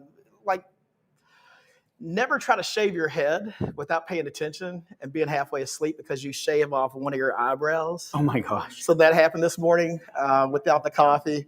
So I had to shave off the other eyebrow, half of it. So when you see me during lunch, if I have the hat off, you'll pretty much see what's going on. In Kentucky, there is University of Kentucky and Louisville. We don't say we're from Kentucky. We say we're from Louisville. We're Cardinals. Usually the state is blue, but if you're a UK or a U of L fan, then it kind of is back and forth. Big things that Kentucky is known for is, of course, horse racing, oldest sport inside of the whole United States. Bourbon, right? Yeah. UPS port, right? World port. What else? Anybody else know what else is in Kentucky? Blue Oval just moved there. Fort Knox, right? Anheuser-Busch. Right. Most of the breweries in the world, really large ones like Brown-Forman, globally are based out of Louisville. Evan Williams, Angels Envy. Cassie Joseph is back there shaking his head, yes.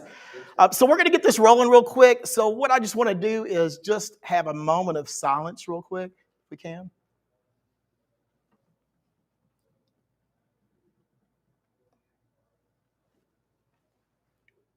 And this is what my presentation is going to be on. Everybody knows what AI basically is: statistics, machine learning, AI, agentic, right? How many people know what AI is all about? Raise their hands. Yeah, have you used ChatGPT, Gemini, Bard, right? Everybody has, right? Okay. But the thing about Louisville is Louisville's known for a couple of different things. This whole presentation is going to be tying in different things about Louisville with AI in some way, shape, or form. Louisville is a big foodie city. As you can see, there's Edward Lee. He's known for being on the Food Network. He's also a Netflix star. Have you all ever seen any of these two things, that show, Culinary Art Wars? If you haven't, do it. It's great. There's a couple of different things, the way how AI is basically happening right now. Can anybody tell me some of the things that are going on? Sometimes it's leaking. Like if they have a sandbox, it's leaking out. Right. Data leakage, right? Pumping out vulnerable code at scale. Right. MCP servers aren't secure. Exactly. We just had a good one on that. Black Hills did that. What else? Prompt injections, right? Hallucinations are happening. Okay. There's also another thing, which Jerry would love this, and that's compliance, right? Stand up for a second. Stand up for a second, right? GRC, right? And so what are your concerns about with GRC? So you just said prompt injection, that's a big one. Right. All the models can be socially engineered. Right. So now we have this new interface and this new vector towards any data behind it. I think maybe above that one is data exfiltration. Right. Presently, our role-based access controls before AI weren't very great, and now, but it was okay because you couldn't query them. Right. But now you can put a chatbot that does good querying, and it's like, who makes more money than me? Boom. And it's done. What's the next thing that's coming online with your vulnerabilities, right? How many people joined a company and say you had 900,000 vulnerabilities when you joined, right? Within a year, what do they go up to? Over 1 million, right? Every Tuesday, Tuesday of the month, we have what? Patch Tuesday, right? Right? And how many usually come out? Right. Now think about AI and the possibility of what AI can do and the different types of things that you're seeing up here, the possibilities of that. These are some of the things that are going on right now. These aren't like in the future. These are going on right now. As he just said, compliance is a moving target. It's not static, it's dynamic. We already hit each one of these, data lineage, you have regulatory. Regulatory always runs really, really slow, right? Right now we have CMMC, right? Going on, you have PCI DSS, text ramp, FedRAMP, state ramp. What else? SOX, SOC 2, right? What else might be going on? Right? GDPR, what else? Okay.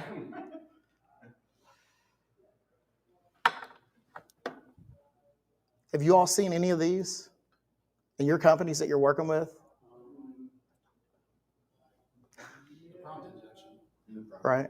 We actually have the opposite because our governor said, "Thou shalt not purchase AI products." This is Okay. State of Louisiana, Right.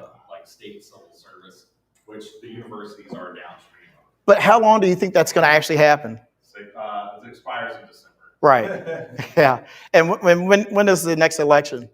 I'm not sure. Okay. I'm in the same boat with Democrat state here, and they won't let me use AI. Like, yeah, ours is actually not a prohibition on use. It's like do not purchase. Yeah, or do not use at all. And I'm like, We're going backwards. I know people, my end users are probably not doing that. Huh? GPT is free though, so you can use Okay. cross that network easily. Sorry. So what we're going to look at now is some of the barriers that happen and the strategies that you have to use to be able to overcome them. These are some of the things that I had to do in my position. When you have a lack of visibility, people don't know what you're doing, they're afraid, right? Limited expertise. So when you're the only one in the company, what happens? There's always strength in numbers, right? But when you're the only one, data governance gaps, that happens all the time, right? Think about all the different audits you have to do, Mara, and how many different gaps there are between PCI DSS and some of the other ones. And yet, even though you still do PCI DSS, what happens? Companies get hacked, right? Right? How is that even possible? If we're following everything that we're supposed to be doing, how is that even possible? All right. Tool fragmentation, you have tech debt, right? So you keep acquiring, your company keeps acquiring other companies. How many people in here has their company acquired a company in the last 2 years? Last 4 years? Last 6 years? Last 8 years? Exactly. Tech debt. And then cultural resistance. You have different people that have different levels of knowledge all the way across the spectrum. And what happens? Some people are early adapters, right? Other people are laggers.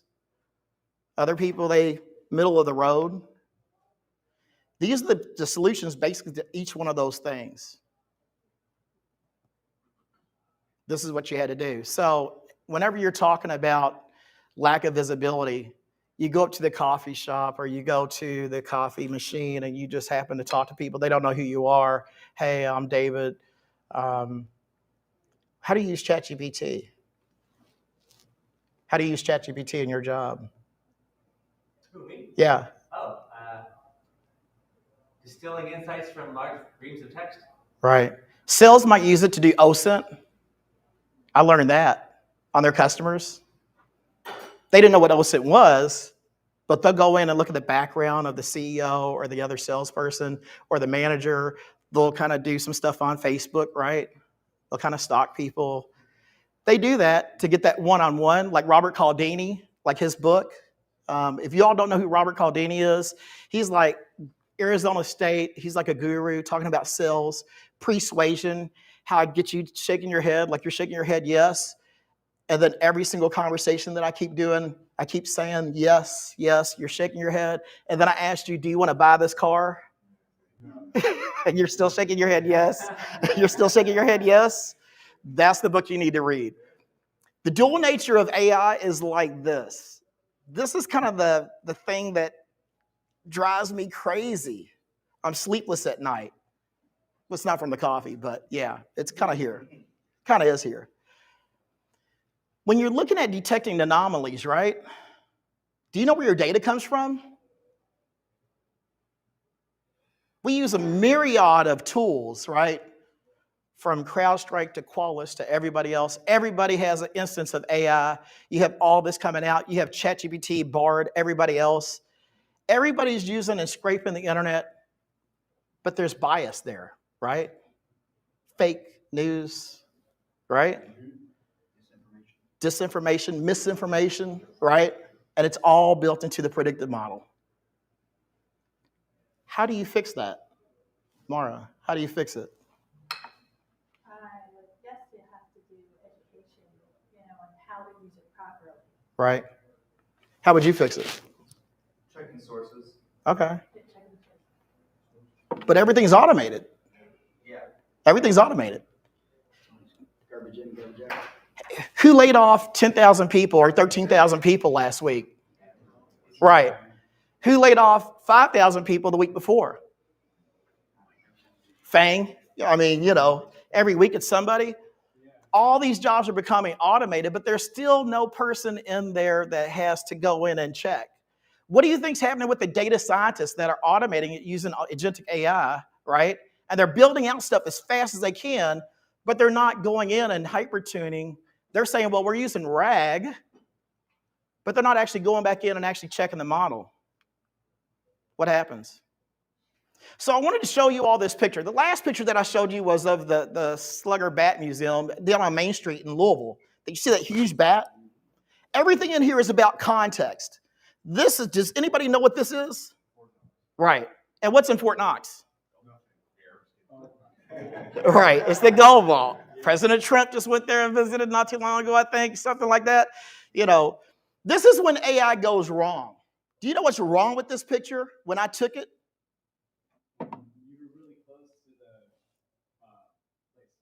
And what happens? You have to know somebody to get that close.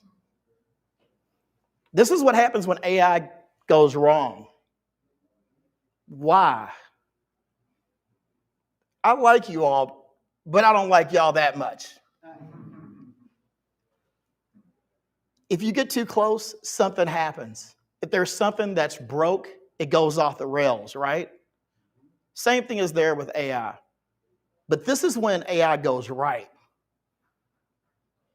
My GPS told me, you can't go this far. You can't go past that. You see the signs on there?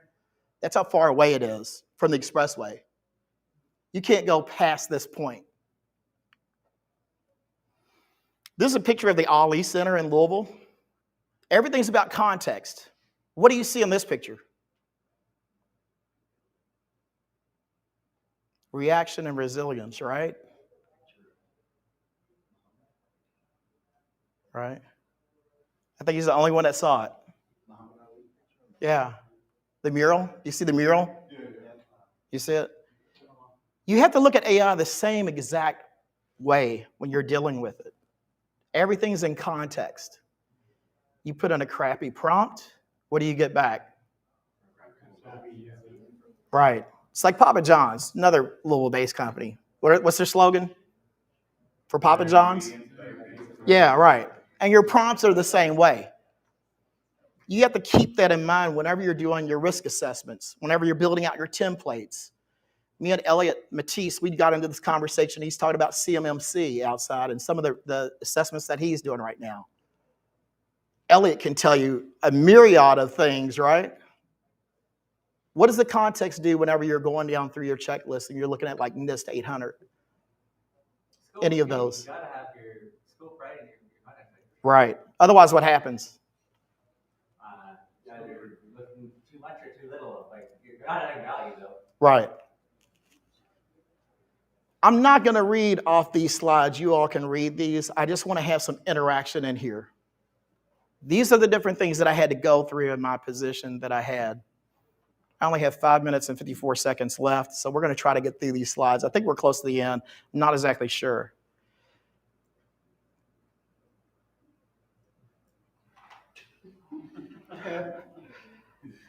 I had FAFO on there at first, and I changed the slide, but just so that you know. As he said, do you see it now? Do you see that now? Do you see the face?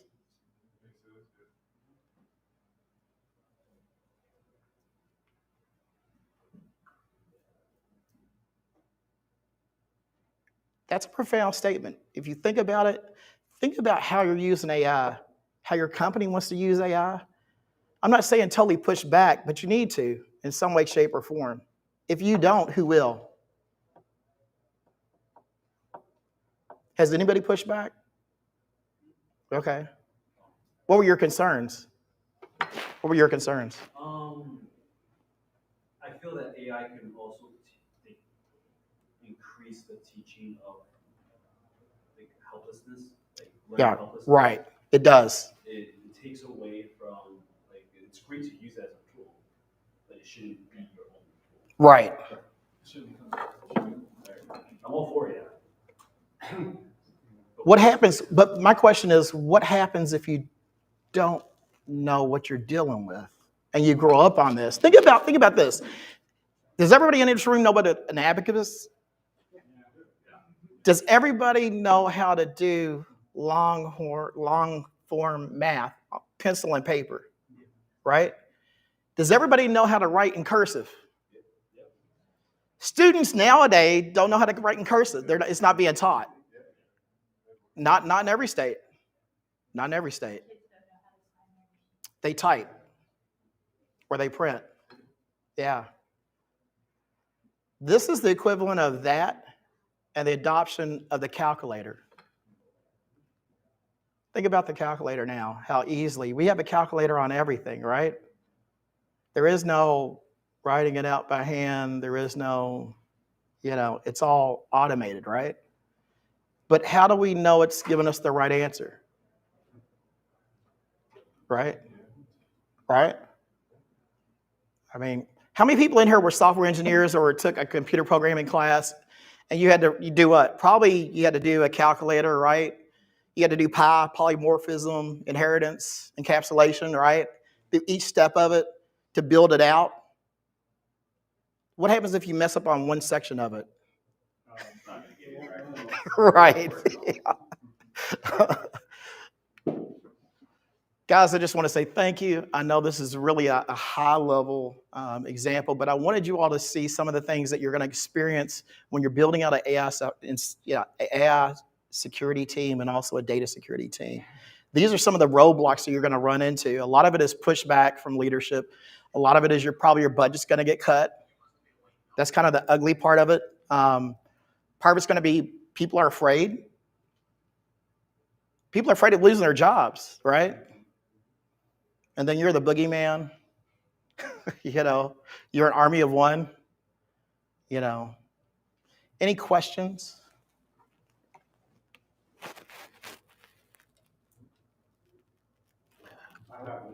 Yeah. So, I knew what setup was from here. I had been thinking, what's a good resource that's not a specific Gemini or anything like that, like a specific more generalized source to learn about AI and whatnot, because I want to. What are you trying to do? I mean, there's so many different there's so many different predictive models that are out there, and each one does something different. Yeah, that was a cold day. Each one does something different, and that's the one thing that people don't realize. Not all Gen AI applications are the same. They specialize in different things, right? So you may have Perplexity, and Perplexity may be better in one thing and giving you sources than something else. ChatGPT might be better in something else. Bard might be better in something else. Yeah, and then you have to look at how much data is it being trained on. You know, he can tell you. I mean, For me, it's go ask ChatGPT. right. We laugh. Well, no, I mean, you go in with the simple question of help me understand what AI is. And then you go from there. And then you can drill down and you can get it so they can ask you questions. You get responses of what you're trying to do. For me, I use ChatGPT and Claude for brainstorming, for getting rid of white paper syndrome. You know, I'm trying to figure out what to write. And then I get it to ask me questions if it needs to clarify something. So, cool. We are past time. So thank you sir. everybody for being here. Thank you. Hopefully it's being served. Thank you, sir. Thanks, David. Hold on. And I have something for you, too. Hold on. Hold on. Your glass. So I believe lunch is served down where breakfast was. So we'll be back here at 1:45. We'll see you all then. This is for you.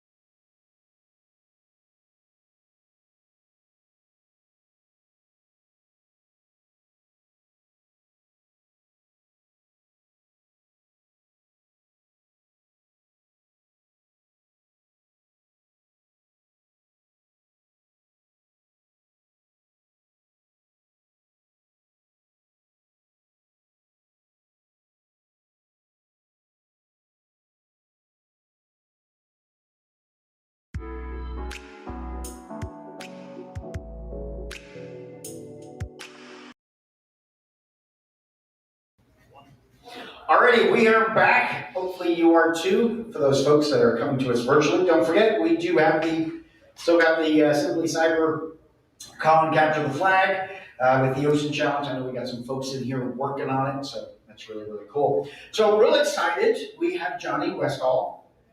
I said that right, didn't I? Yeah. Okay. I don't know if it would be like Westall or Westall. Yeah. Westphal. Oh, that could be. Oh, Westphal. Yeah. That could be interesting.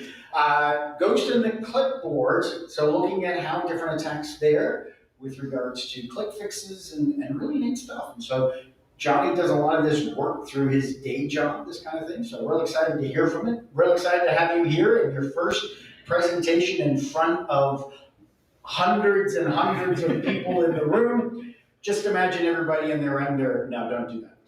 Take it away. Thank you so much. To kick this off, if I could get a show of hands, who in this room has completed a capture before? I hope everybody. Okay. Who enjoys completing captures? A little unhinged, but we'll roll with it. By the end of this presentation today, my goal is to hopefully make you hate captures just a tad bit more. Kick off, a huge thanks to Simply CyberCon for having me. I'm really excited to be up here. For the next couple minutes, I'm going to ramble on about a topic that I find absolutely fascinating, which is ClickFix as an initial infection routine. So, to break this down, or before we jump in, a quick who am I? My name is Johnny Westfall. I am an MDR analyst with Unit 42. I am a malware researcher. I am a father, a boyfriend, and an absolute nerd. Up here on the screen, you can see a QR code. This leads out to my blog, where you can find some of my other research. I promise the only payload behind this are the ones that I've already researched, so no concern there. Unless you want to give me my credit, give me your creds, I'll take those too. Well, let's dive in. What is ClickFix?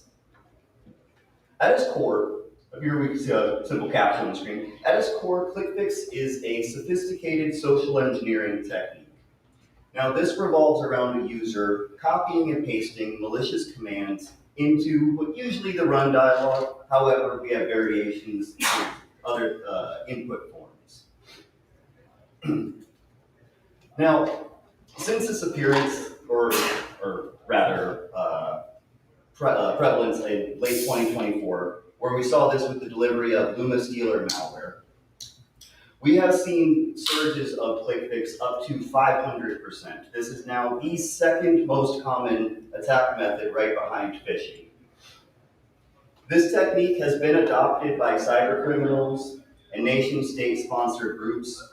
This is delivering everything from info stealers, rats, all the way up to ransomware. Now, why is this happening? Why do we have such a prevalence of these ClickFix style attacks? We're seeing this everywhere. Email, instant messaging, social medias, advertising. We see this pretty commonly in things like Google ads, YouTube links, things that are ultimately leading you off from your initial page to what you believe is a regular caption page. Now, today we're going to investigate or walk through an investigation of a user account in our environment, who pretty commonly triggers alerts in our SOC. Now, this user is often looking up things like Battlestar Galactica, and this user's name is Dwight. Now, when Dwight sees captchas, he takes these as a personal challenge. And he is going to prove that he is, in fact, not a robot. So this is the captcha that we come across here. And you can see the steps that this is taking you through, where essentially this is tricking our user into opening up the Windows run dialog here, Windows plus run. And what they believe they're going to get is this I'm not a robot captcha string. Now what they actually get is a egg on the face of net support rat. You can see here we have the execution of net support rat coming off of what we initially believed to just basic captcha process. So what happened here? How did we get to this? How did we get to this infection chain?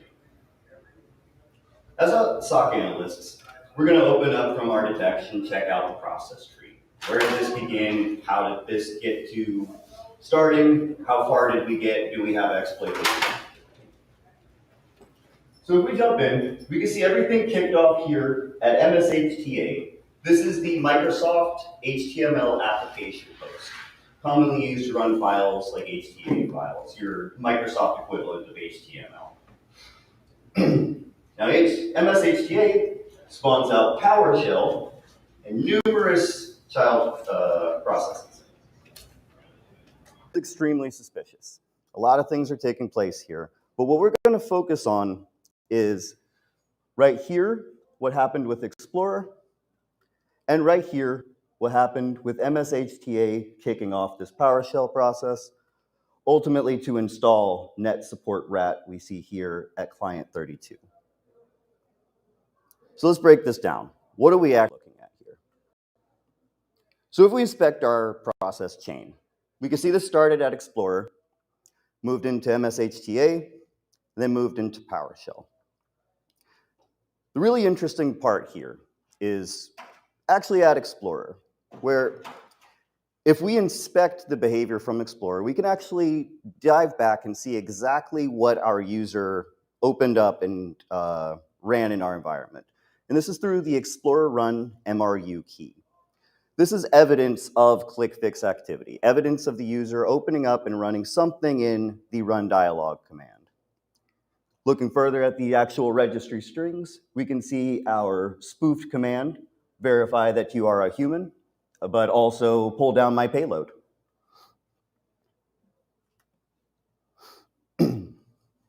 Let's dig into our EDR artifacts. What do we know about what's taking place here? The first extremely suspicious thing that we have is MSHTA running network connections and running activity remotely. Does anybody know why MSHTA should not be reaching out and making external network connections? Anybody have an idea? Well, typically this application is going to be running your HTML files. So if we're running a remote HTML file, we're at the mercy of whatever that server has hosted there. So MSHTA makes this PowerShell, spawns PowerShell, and then we see further execution from remote sources. We see here, if we inspect the command line from PowerShell, this is an obfuscated command that essentially is creating a network web client and invoking an expression based off of whatever is at b.png. And b.png can be anything under the sun.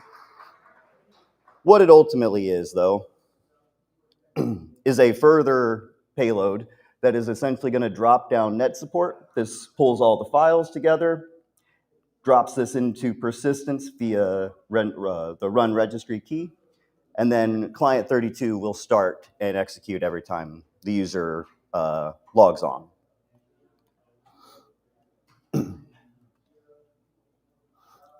Going further, this malware will execute attrib-h. This is a command that simply is just going to hide our randomly created path here. And then our final smoking gun here is net support running from an abnormal path. Now, if you don't know anything about net support rat is technically not malware. It is a legitimate tool that is used to just remotely administer machines in environments. This is commonly used by universities, schools, etc. Now, how did we get to this point? How did Dwight get to the point of actually opening up MSHTA? What maybe prompted our user to actually run this? So dialing back into what Dwight actually encountered, we can see the source code of our page executes a copy command. Now, this copy command is what is actually stuffed into the run dialog key when Dwight opens up Windows R, hits paste, and hits go. So the next thing that we're going to see is execution of our MSHTA command with Dwight being none the wiser. Our next stage, We see further obfuscated PowerShell. Now this PowerShell is pretty basic. This is just the same thing we saw earlier, reaching out to a remote IP address, executing content from b.png. And what we finally see is our ultimate PowerShell that is constructing all of our net support rat payload, dropping this into persistence, and then executing this. How do we find this, though? We know about investigating this now. We know what type of steps this might take.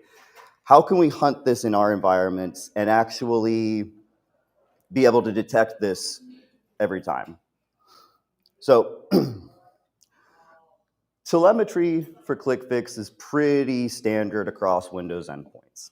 This is hitting the run MRU keys for ClickFix. And in other instances, say we have an instance of FileFix. FileFix is basically the same thing as ClickFix with the variation of rather than prompting our user to open up the run dialog, we're prompting a user to open up Windows Explorer and then execute code from a remote source that way. Now, how can we go about stopping ClickFix? What steps can we take in our environments to prevent users from having this capability? Because at the end of the day, this all comes down to an issue with user permissions. Overly permissive environments. So the first thing that I recommend here is kicking off a GPO to block users that have no business running PowerShell in your environment. I think this comes up at every single talk. Stop users that don't need to run PowerShell from running PowerShell. The next item is the run dialog key. Now, users, this is a little bit of an older tool that people would commonly use to administer endpoints, running IT tools, etc. But the run dialog key, the run dialog tool really has no business for general day-to-day users. Another thing that I say, implement a GPO and block this in your environment. There's no need for this. And then the final thing, probably the most important aspect of any type of infection, of any type of cleaning up your environment, is user training. User training. How can our users know what type of cyber threats exist, how to mitigate them, how to be on the lookout for these if they aren't aware, if they are not participating in regular training? Especially as ClickFix techniques continue to evolve and advance, training is the only way forward. Take it from Dwight. Not all of your users need PowerShell. And we'll close it there. I'll take a moment if anybody has any questions. We went through a little early, but give a moment for anybody with any. What's the size of the payload? The size of the payload? Or does it matter? So it really depends. ClickFix itself is going to deliver variations of whatever type of malware. It's a pretty common infection routine. However, you'll see this for things like Luma Stealer, Info Stealers, rats. Just kind of depends on what threat actor might be using that and what specific goals they may have. So the payloads will vary quite a bit. Sorry, for the question for everybody online was, what was the size of the payload there? Any other questions? Are you seeing this in the traditional kind of captchas, or is it more the user has to do that, copy, paste, or do something within the captcha itself? So if you've got that regular I am not a robot click, are you seeing anything happening with that, or more the user has to do some kind of an input in order to get it to work? So the question for everyone online was, do we see this to where the users always have to have some type of input? And 9 times out of 10, there is going to be some type of user input. ClickFix does change, and we see variations on the particular style and the different steps that the user might go through to prove that they're human. However, at the core of it all, what the threat actor wants here is our user to execute some command for them and get them in. That was awesome. Jay, did you have one? Yeah, why do you think ClickFix is so, why is it so successful in the scope of it all versus other So the question was, why is ClickFix so successful? And this all comes down to the fact that our users are trained day to day.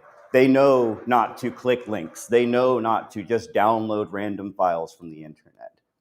But they've also been conditioned to just blindly follow a reCAPTCHA process. This is part of the day-to-day for them. This is, I just want to get my job done. I just want to get in, be done with my stuff, and move on. They're not sitting there inspecting the link. They're not sitting there inspecting what that source code might be. And so it comes down to time and the fact that this is such a prevalent thing in general. A lot of that.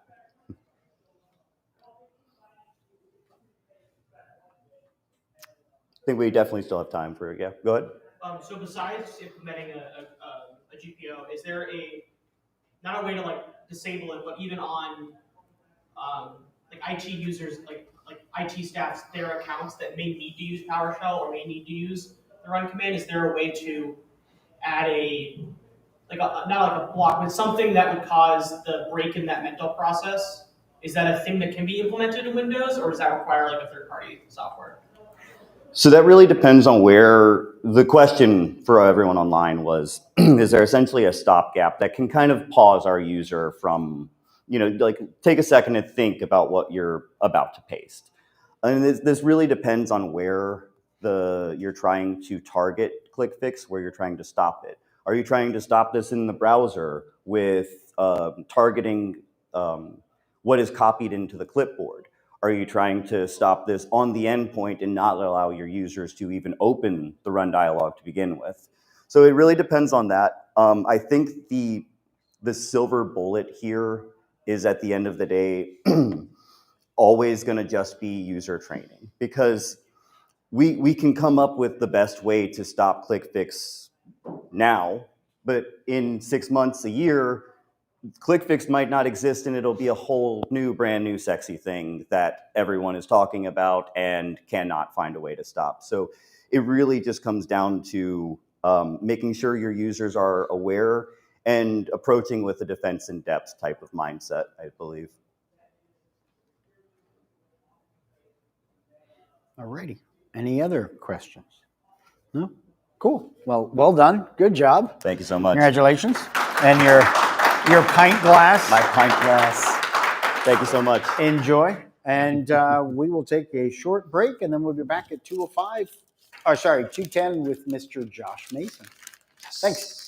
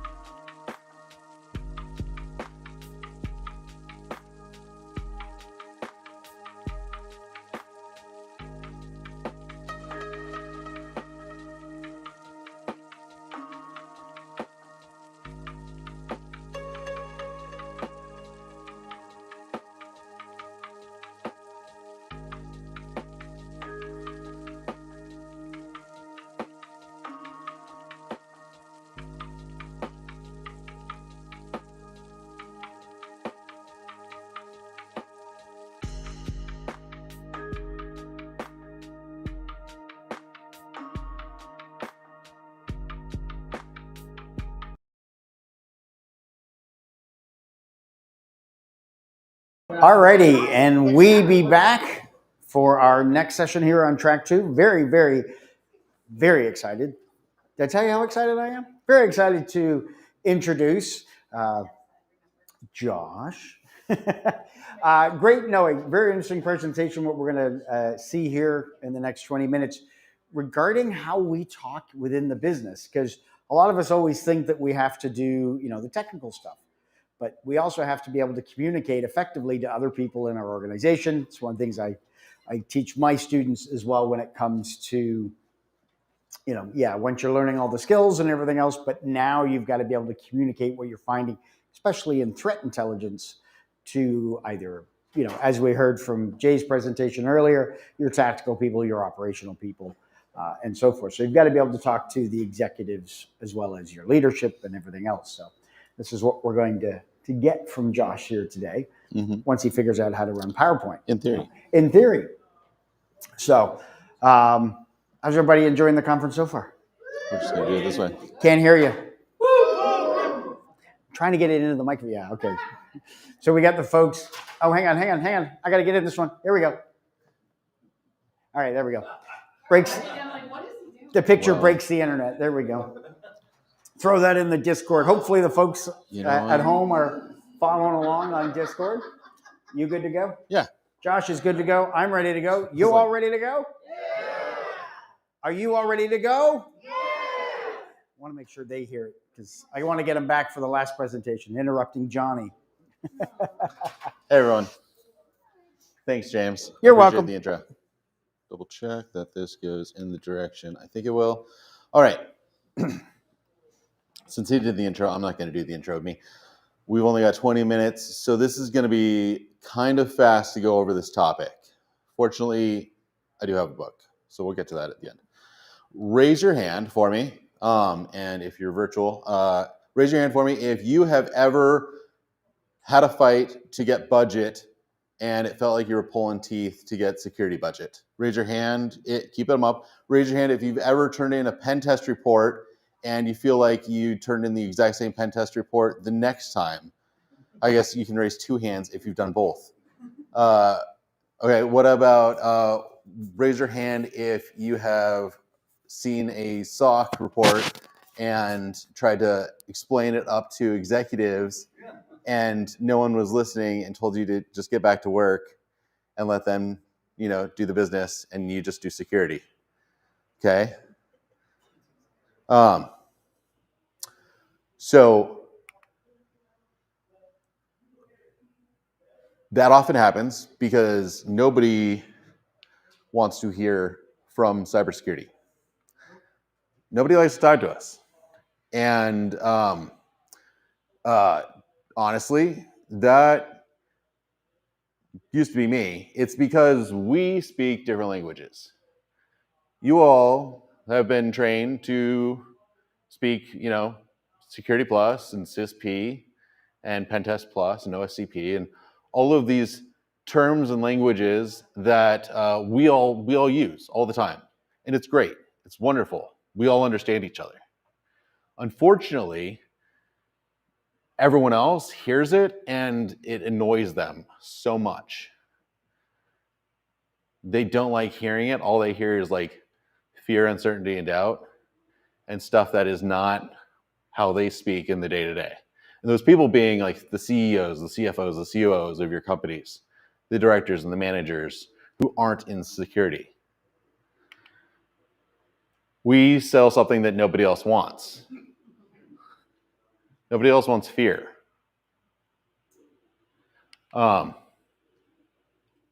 of you know me. I used to fly C-130s. My first job when I started flying C-130s, I got qualified up. They're like, cool, you're a co-pilot. Now you know how to do this job. Excellent. Now you get to learn an additional job. You get to be a safety officer. So I went and spent a month in Albuquerque, New Mexico, and learned how to investigate plane crashes. I thought that was your first plane. Nope. So this is Tegucigalpa, the deadliest plane crash in history, where 747 crashed into another 747 on the on the runway, and it triggered a lot of things in flight safety around the world. And there's a reason this happened in 1977, and now flying is the safest thing you could do. It's the safest mass transportation. At the same time, I have a list of friends who have crashed their planes and are no longer with us, who have graduated with some of us. Sorry. I know I prepped that one, but I didn't prep that one enough. Sorry, one just happened like a month ago. And Christine and I both know her. The thing about that is,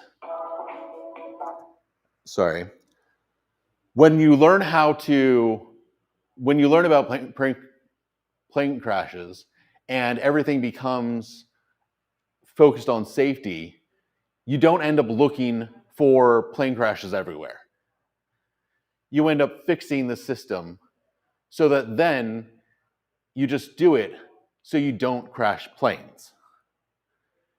You're not out looking for breaches. You're not out looking for incidents. Instead, what you do is you go and you just do cool shit. And now it's probably not going to want to work. Just work. Now I broke it. Spent so much time on this too.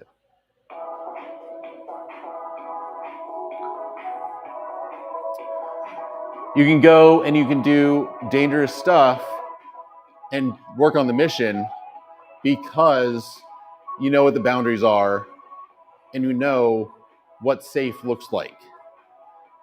And you know how to not be dangerous and how to do stuff. There's another plane right there that I'm following. That is like hard to catch. Oh, that's landing weird. This went real fast.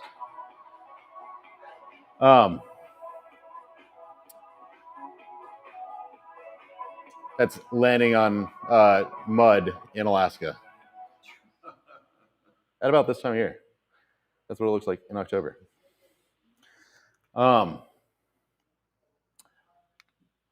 So that's what it looks like when you get to focus on the mission.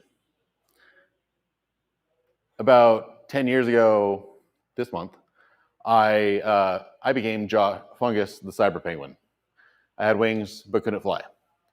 And the Air Force put me into cyber. And I had the mentality of thinking that what the Air Force was about was the mission. And I did not want to go into cyber because I knew that cyber and the Air Force thought that they were the mission. Because a lot of people in cyber think that cyber is the mission. That preventing breaches is the goal. Preventing breaches is not the goal. After 6 months in cyber, I got tired of it. I had been wanting to go teach, and I got to go and be a professor at the Air Force Special Operations School, where I got to go talk about the mission all the time, about getting things done, providing aid to people, getting people out of harm's way, that sort of thing. And then when I got done with the Air Force, I got to go back into cyber and teach. And I realized that it wasn't just the Air Force. It seems to be everywhere in cyber. Sorry if this is a big downer. Security is not the mission. Security enables the mission. We are not the company. Even if your company is cybersecurity. I work at CINAC. CINAC sells pen tests. The cybersecurity at CINAC is not the goal of the company. Me selling pen tests as a sales or solutions architect, sales engineer, is not the goal, does not meet the goal of CINAC. Helping companies to become more secure is the goal of CINAC. That is the mission. What is your company about? What your company is about is the mission. What is your customer? What is their company about? That is the mission. So once you start understanding the mission and tying what you are doing in your job to the mission, people who are caring every day about the mission, and I know I'm being repetitive with that term, but I want it ingrained in you. They will start listening to what you have to say about the mission. I'm a big fan of Dale Carnegie. I'm autistic. A lot of you know that because I've shared with you. Those who are new to me, I'm autistic. I require direction on how to do human things normally. How to Win Friends and Influence People is a great book on how to be a human being in a way that makes other human beings want to be around you.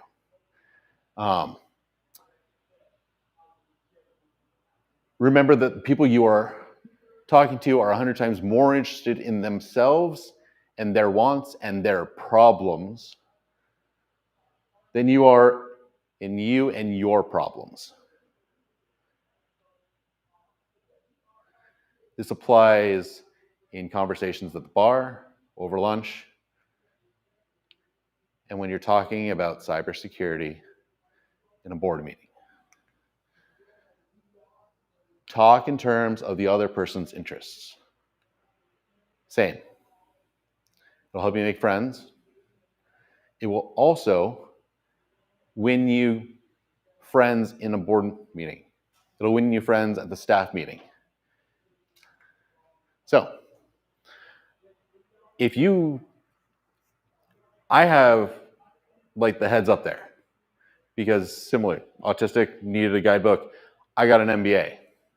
It told me all those words. I studied them. I made SWOT analysis. I've done like a strengths, weaknesses, opportunities, and threats analysis of like 45 different companies and written hundreds of pages on that for my professors over the years to, get a piece of paper and put it on my wall. In that, I had to use those terms every day that those same people who start companies and run companies and talk about finances and all that stuff use regularly. So I know that language. I've been trained in it. You have not. So I've got 9 more minutes. So you're not going to get a crash course in an MBA. It took me way too long, but it took me like 10 years because I dilly-dallied. There's a lot. I got a link to these slides, which I just realized I did not actually set up. We will get you a link to the slides. It'll be in Discord later. But there's a lot of terms to know that business talks about all the time. Loss conversions, churn rate, cost of customer acquisition, CapEx versus OpEx. There's a lot. And it could take years and a lot of courses to understand all of them. Thing is, you don't need to know all of them. In the same way that I tell people, you don't need to pass Sec Plus. You don't need to get an MBA. However, if you read through one of the Sec Plus books or go grab one of the Sec Plus word lists and do the cards and just do the set of the cards until you know the cards, sick, done. Don't touch it anymore. Now you know it. Do that with business terms. What really matters is talk in terms of the other person's interests. So learn some lingo, but then you need to do some OSINT. Who did one of Michelle Kahn's classes or watch one of his videos or talk to his talk or has ever cared or learned about how to research ever? All of us, right? You know how to Google? You've got AI. Do you know how to hit deep research on Gemini or Claude or anything? Okay. I started with things that I know from the old school, boring freaking way of learning the stuff about a company from like its investor files. What you need to do is go to AI and say, hey, tell me, what is my company about, or what is my client's company about? If you're at like an MSSP or you're a pen tester or someone, say, what is my company about? What do they care about? What are they working on this quarter? What are they trying to sell? If I want to speak to the CEO in terms that they're going to care about, what should I talk about? And then you say, okay, I found this vulnerability. Does this vulnerability found an 8.5? That's pretty bad. You find an 8.5, that's a critical, that's like gonna go like at the top of the pen test. That's something that you're gonna email when you find it before you even like send them the report. Any other pen testers? No, I got a couple in the front. Like that's something before you even send the report, you're like, hey guys, I found an 8.5, you should know about this. I'm gonna send you the full report, but this might be something you work on now, right? Cool. That goes to the engineers in case they want to work on it. What about the other people who care? Who else is going to read that report? Your executive summary, stuff like that.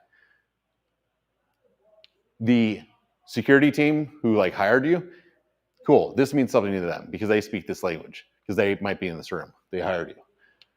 But what do they tell their bosses? Or if you get one of those reports, or you read, or you know, you're listening to the daily cyber threat brief and you're like, oh, hey, Jerry just said like this tool that we definitely have has a 9.9. Okay, that means something to me. How do I explain this to, like, I'm one of 2 cybersecurity guys at the company of like 300. This is how we talk about it. That if we don't patch this, we're gonna see sales demos fail because of off timeouts. And I can fix it. But until we do, we're going to see like deals, like closing deals stall. Like what we just talked about, you didn't talk about a vulnerability. You just said, hey, I know that we're going to see today demos failing. And they go, what? It's like, it's okay, I can fix it.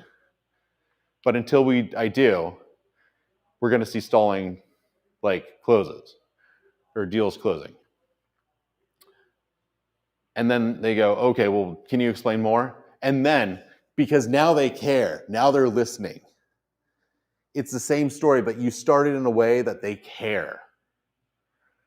They're interested. And you can be like, oh yeah, this tool has a vulnerability. It's nerdy stuff. I can go into details if you want, but frankly, we know that there's a patch. It's gonna take me like an hour. I know what to do.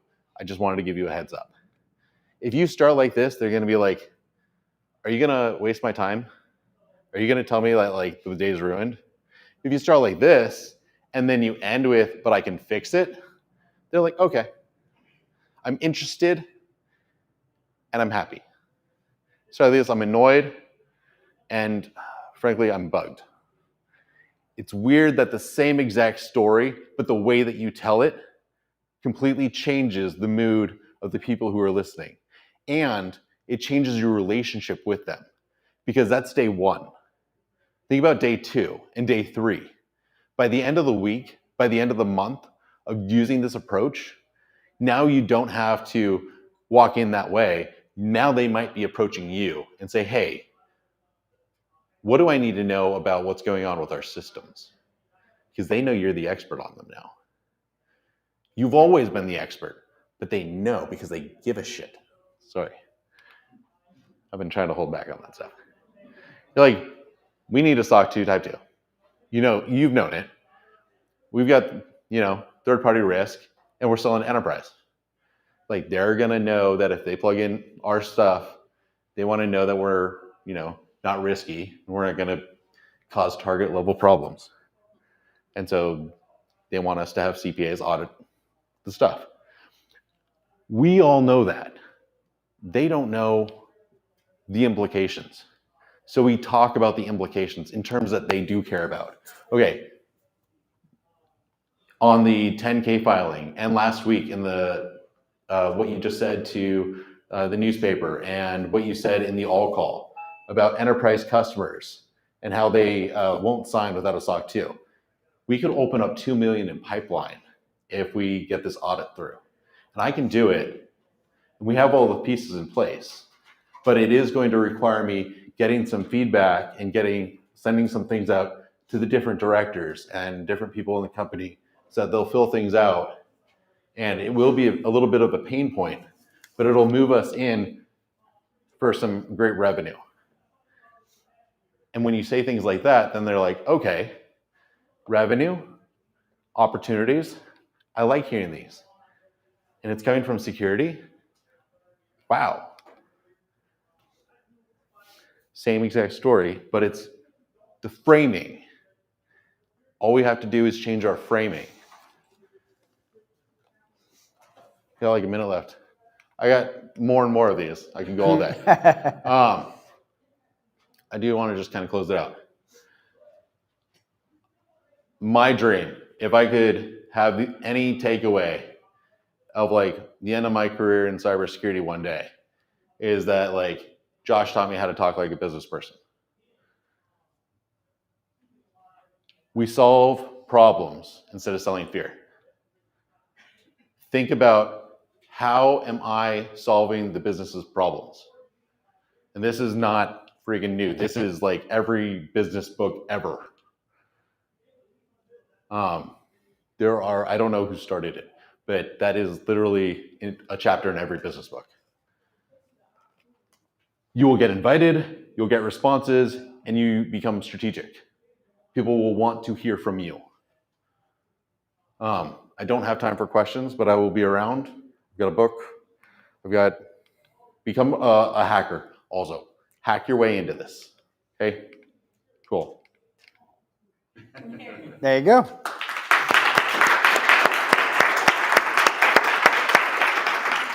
Nice.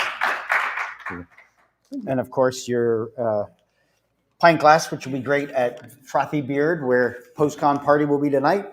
All right, we are going to take a 15-minute break, and then we're going to be back to hear more about AI from Pratik. So we'll see you in 15 or 12.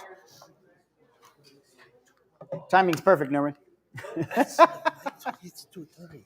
No, he was at 2:05. Or 2. Yeah, no, we recorded. Yeah. Yeah.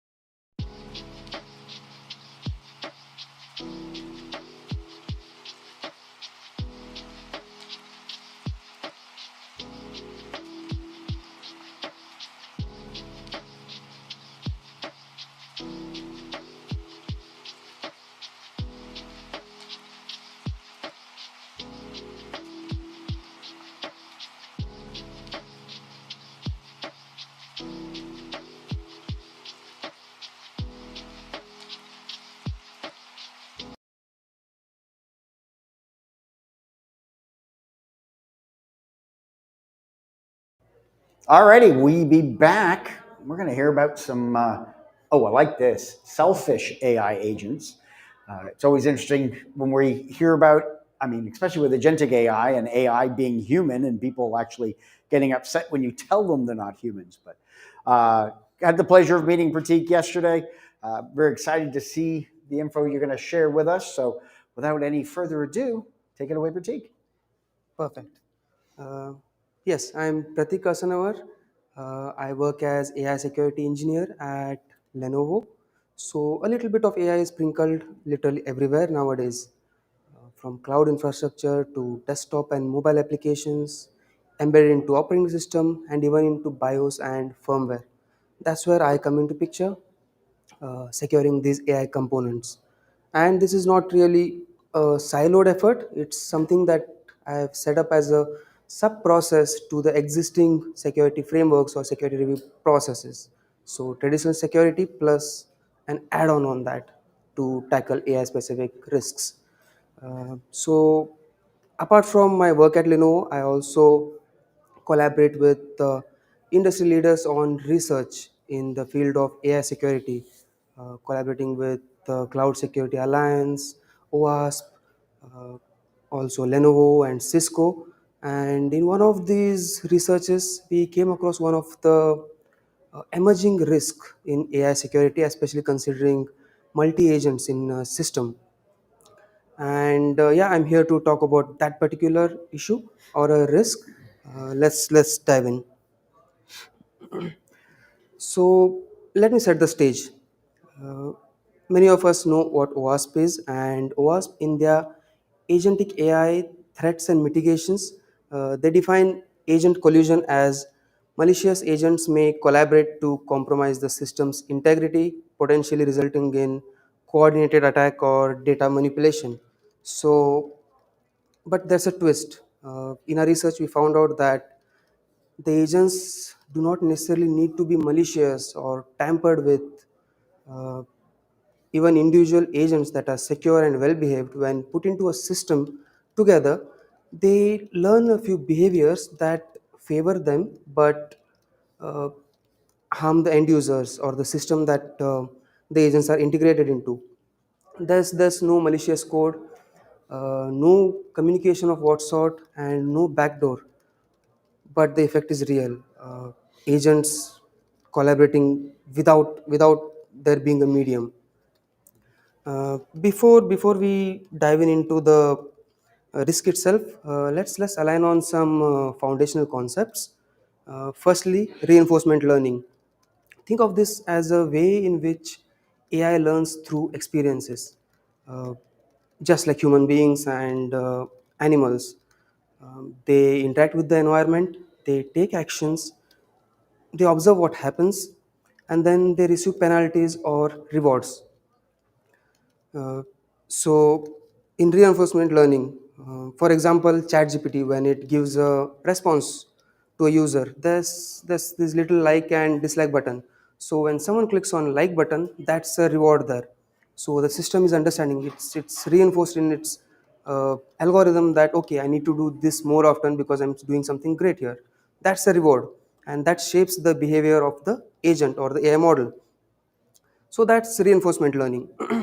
Then multi-agent systems. When multiple RL agents are put together in a shared environment, that opens up the concept of multi-agent systems.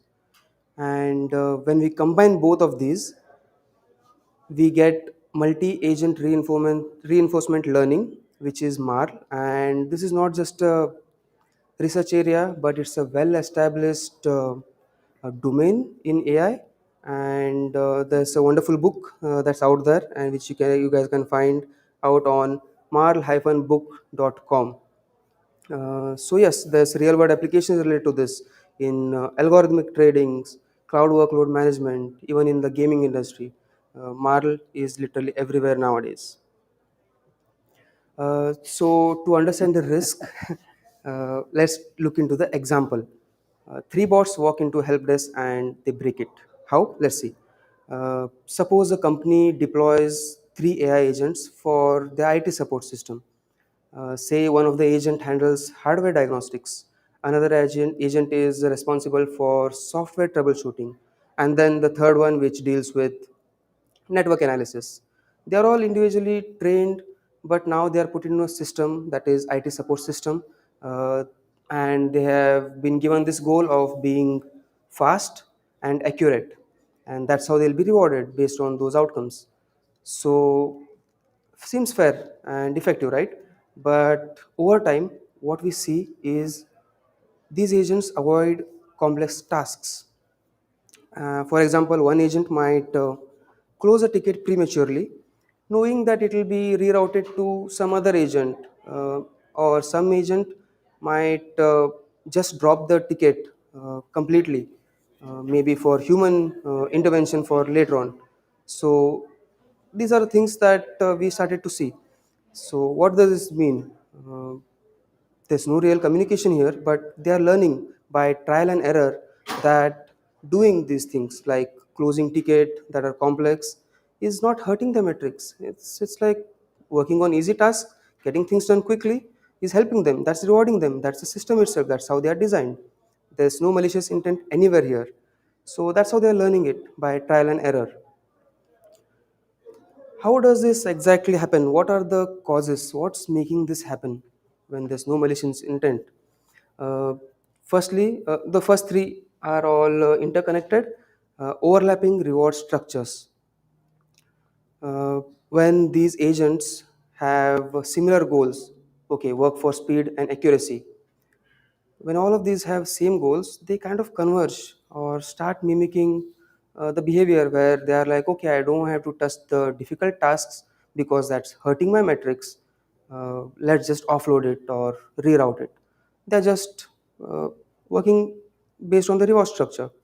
Next, there's indirect feedback from the environment itself. It's silent but powerful. They are observing.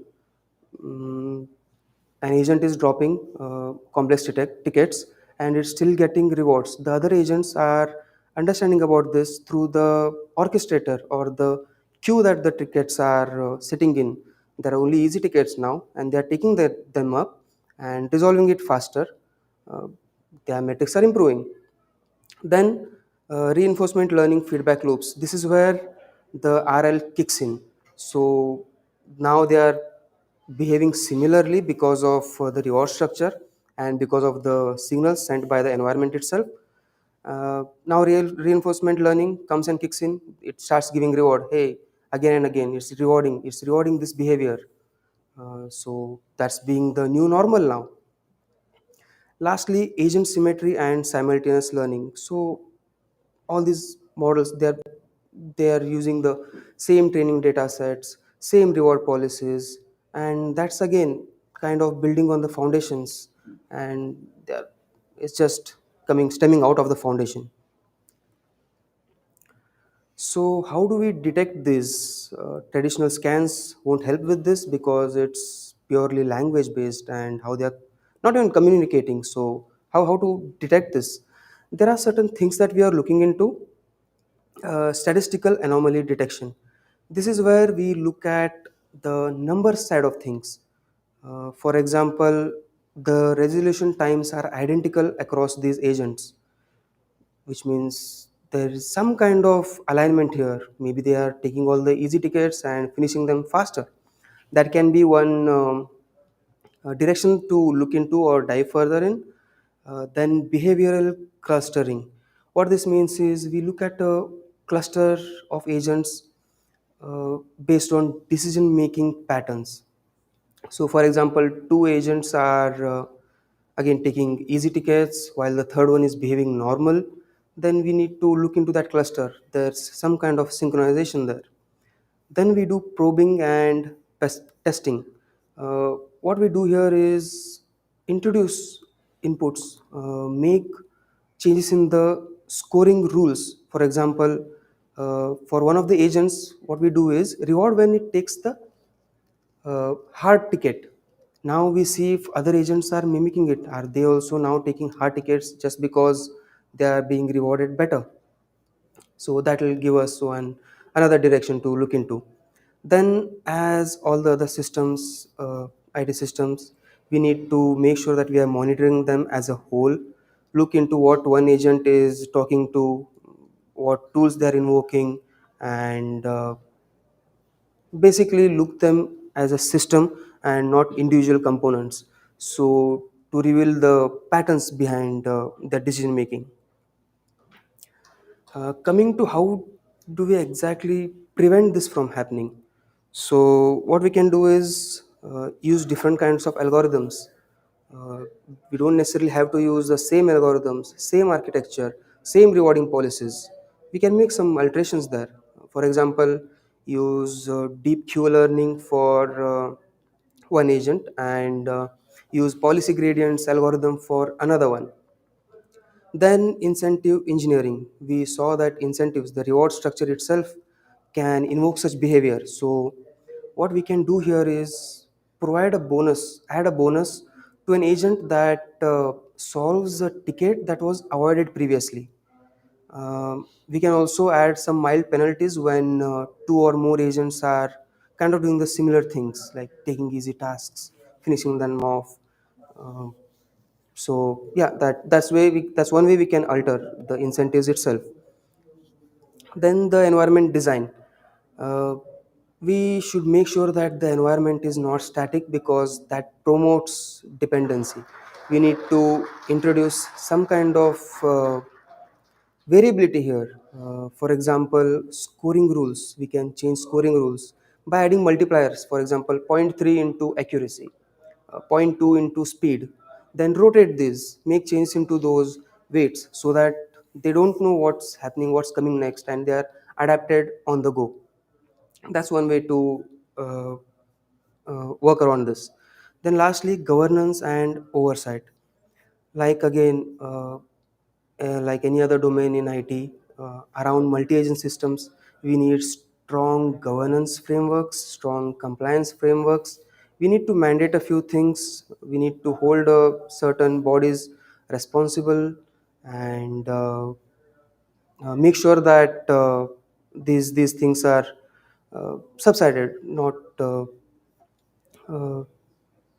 basically have auditing in place to look into these agents.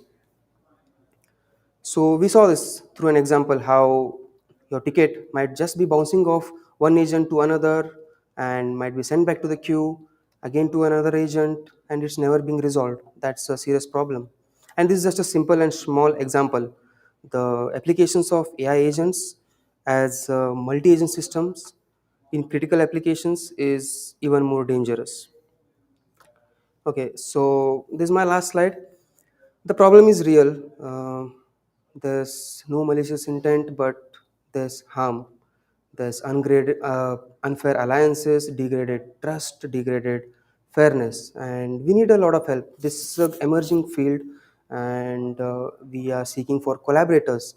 It doesn't have to be AI specific or AI security specific because traditional controls are still relevant for AI. For example, rate limiting is one of the best solutions for prompt injections. Input sanitization, the data that goes into the AI models, it's again a traditional security. So yes, we are looking into the fields of detection methodologies, mitigation strategies. If anyone wants to dive in deep into the technicalities, mathematical models around it, then feel free to reach out to me. I can share the resources. And if you're not too much into the technical and want to help set up governance framework around this, then again reach out to me. We have a team that is working on it, collaborators working on this. So yeah, all the help that we need is. Uh, so connect me on LinkedIn, linkedin.com/in/pmk, and we can take this ahead. Thank you. That's all my time. And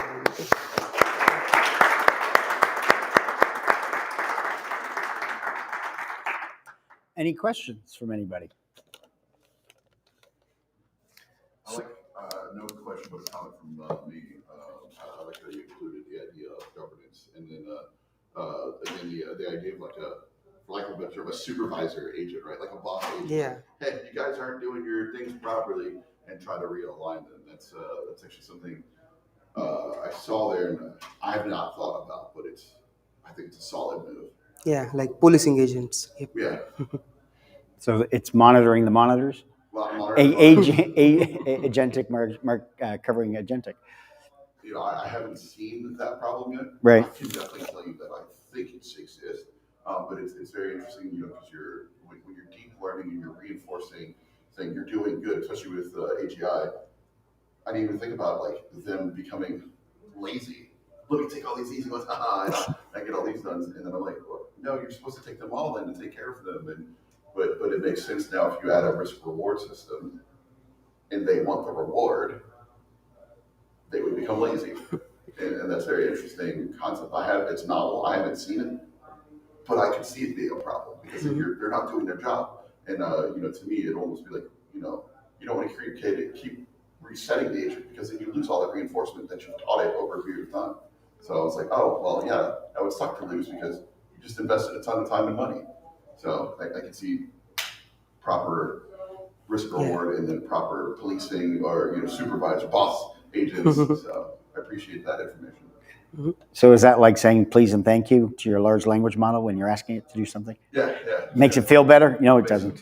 Yeah. Johnny. Considering the amount of like actual governance you have on these agents and like the steps that they're going to go through in this reward system, how does this go about mitigating issues of like hallucination in this process? Like, do you often have your agents just straight lying to you or coming up with solutions that are, you know, not based in any fact? That's again a separate domain, completely different domain, and this particular research area is not really assisting or helping with that. But yes, that's a completely different domain that currently I'm not part of that research area. So what would be one takeaway somebody could get today that would give them, you know, that they could implement very quickly? What would be one of those? Takeaway as in? So if I'm going back to my office tomorrow, going back to, you know, we're dealing with our agentic AI systems or AI overall, and we've got the behavior. What's one thing that we could do very quickly? Yes, it's always the beginning, the design phase. That's where it all comes down to. Make sure that the structure that you're setting in is not favoring unintended behaviors. Again, the traditional threat modeling of the system, design of the system is where it comes to, because that's the foundation, and agents will just learn, and they just learn. So we're basically doing what was old is new again, trying to get security baked into our products. Now we're trying to get AI security baked into our AI services and tools. Very good, cool. Well, we have your speaker gift, which is one of the pint glasses. So enjoy that, and we have. We have a 5-minute break, and then we might be back with a presentation. I got to see if I can find Sam because the person. Oh, there's Sam. Never mind. So we'll be back at 3:10, and we're going to hear from Sam. We're going to shift up. So for those folks that are watching, I don't believe the other speaker, Manny, came in. I didn't get to meet them. They didn't check in. They weren't registered, but they were selected to speak. So they're not here. So we will. I'm gonna have Sam present. Are you Manny? Nope. Okay, good. So Manny's not here. So we're going to have Sam. We're going to bump up the session. We're going to have Sam present next, his talk, which will be really interesting. Looking forward to that. So we'll see you all back here in 5 minutes. Thank you very much. Thank you. Nice, great info. Interesting concept too.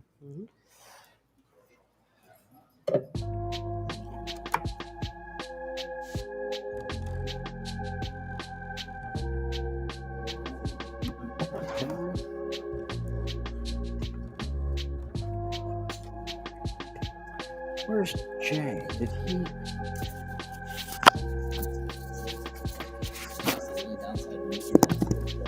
If anybody else wants them too, so it's in that. Yeah, it's in there. No, I know. It's getting recorded too, so people can able to see it. So if you want to go more than 20 minutes. So what I end up doing is I've got like some of the slides I take out, I can keep it back in, and then either I'll skip through them or I'll hit them just time. I'll go to 30 minutes. I'm gonna say 2.5 hours. It's gonna be great. Brilliant. I gotta go find Jay. He got my. We'll serve cocaine 15 minutes in to keep everybody focused for the next hour. Hello? Hello? Hello? Really? Good reason. Hello? It feels like the left half of my body is full. Hello, ನೋಡಿದೆ thanks ಹೆಂಗಿತ್ತು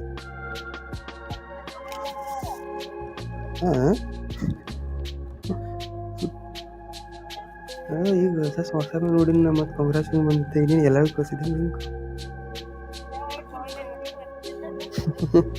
ಯಪ್ಪ ಹೊರಗೆ ಬಂದು ಮಾತಾಡ್ತೀನಪ್ಪ ನಾ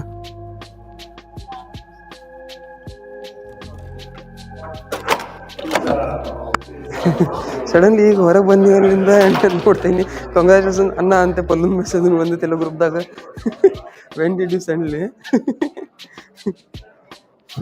how did you feel it was good nice this is just the first one yeah it was good I felt good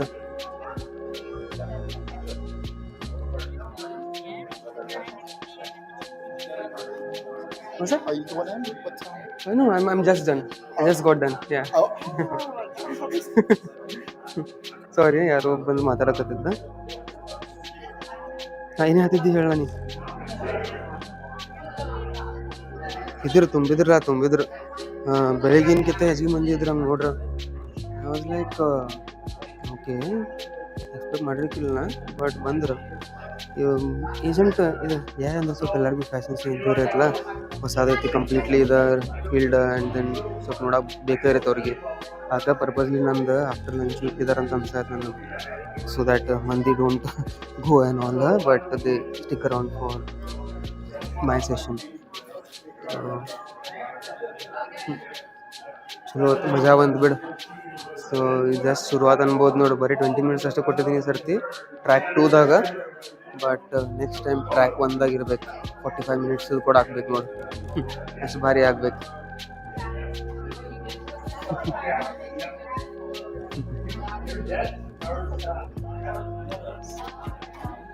ಆತೀಗ ನೋಡ್ತೀನಿ ಈಗ ಎಲ್ಲರೂ ಹೊರಗೆ ಬಂದಿದ್ದಾರೆ ಈಗ ಬ್ರೇಕ್ ಅಂತ ಅಂದಾಗ ಇದಾಗನ ಲಾಸ್ಟ್ ಟಾಕ್ ಐತಿ ಇನ್ನೊಂದಿತ್ತು ಬಟ್ ಆ ಮನುಷ್ಯ ಇಲ್ಲ ಅನ್ಸೈತಿ ಸೊ ಇದಾಗನ ಒಂದು ಲಾಸ್ಟ್ ಟಾಪ್ ಐತಿ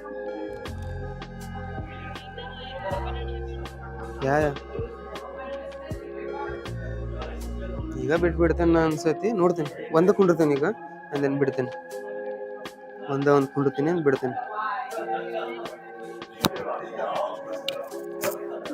ಮಾಡ್ತಾರಲ್ಲ ಅದೇನು ನಾಳು ಮಾಡ್ತಾರೆ ನಾಳೆ ಫಸ್ಟ್ ಡೇ ಗತಿ ಹಾಕತ್ ನಿಂದ ಅವ್ನು ಯಾವಾಗ ಹೇಳಿದ ಅವಾಗ ನಾನು ಗೊತ್ತಾಗಬೇಕಿತ್ತು ಲೈಕ್ ಆ್ಯಕ್ಚುಲಿ ನಿನ್ನ ಸ್ಟಾರ್ಟ್ ಡೇಟ್ ನಾಳೆ ಆಯ್ತು ಬೇಸಿಕ್ಲಿ ಏನು ನಿಂದು ಆ್ಯಕ್ಚುಯಲ್ ಸ್ಟಾರ್ಟ್ ಡೇಟ್ ನಾಳೆ ಆಯ್ತು ಸೊ ಹೆಚ್ಚಿಗೆ ಥಿಂಕ್ ಮಾಡಕ್ಕೆ ಹೋಗ್ಬೇಡ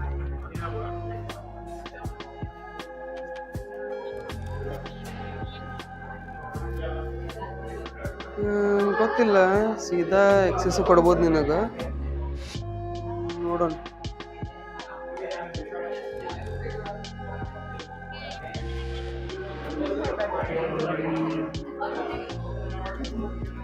ನೆನಪಿಲ್ಲ ನನಗೂ ನೆನಪಿಲ್ಲ ಹೌದಾ ಹೆಂಗೆ ಕೊಡ್ತಾರೆ ಹೊಸದಾಗಿದ್ದಾಗ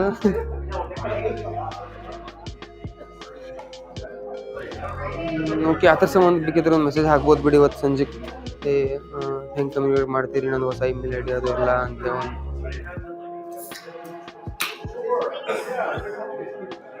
ಬರಾಕಬೇಕು ಬಟ್ ಇವತ್ತು ಜೊತೆ ಮಾತಾಡಿ ಬಿಡು ಇದಕ್ಕೆ ಮಿಸ್ ಮಾಡ್ತೀವಿ ಬಿಡೋದನ್ನು ಬಿಕಾಸ್ ನಾಳೆ ಬರಲಿ ಅಂದ್ರೆ ಮತ್ತೆ ವೇಟ್ ಮಾಡೋದು ಕುಂಡ್ಬೇಕಾಕೈತಿ ಅದ್ರ ಲೇಟ್ ಆಗೋದು ಬೇಡ ಮೆಸೇಜ್ ಮಾಡಿಬಿಡು ಮಾಡಿಬಿಡು ಒಂದು ಡ್ರಾಫ್ಟ್ ಮಾಡಿ ಕಳಿಸಿ ನಾನು ನೋಡ್ತೇನೆ yes definitely yeah okay see you bye ನಾ ಒಳಗೆ ಹೋಗ್ತೀನಿ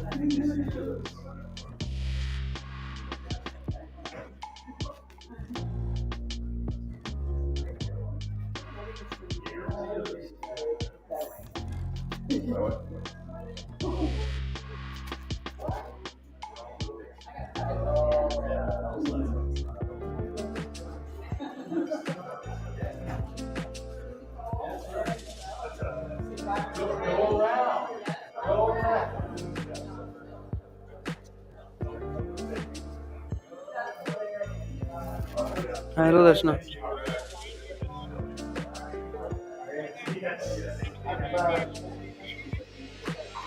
Is it?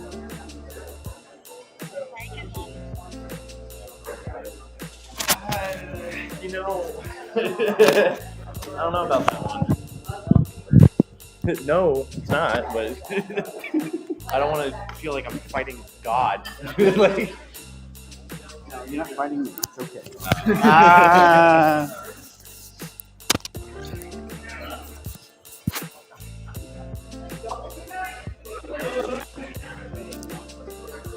Oh, let me. Yeah, that'd be good. Don't knock your drink over. So, what it'll do is when it gets down to 0, the background turns red, and then it counts up. So It's how we know how much of it. or gone over 20, so that's fine. Hey, oh, thank you very much. Oh, we need that. Oh, put that on.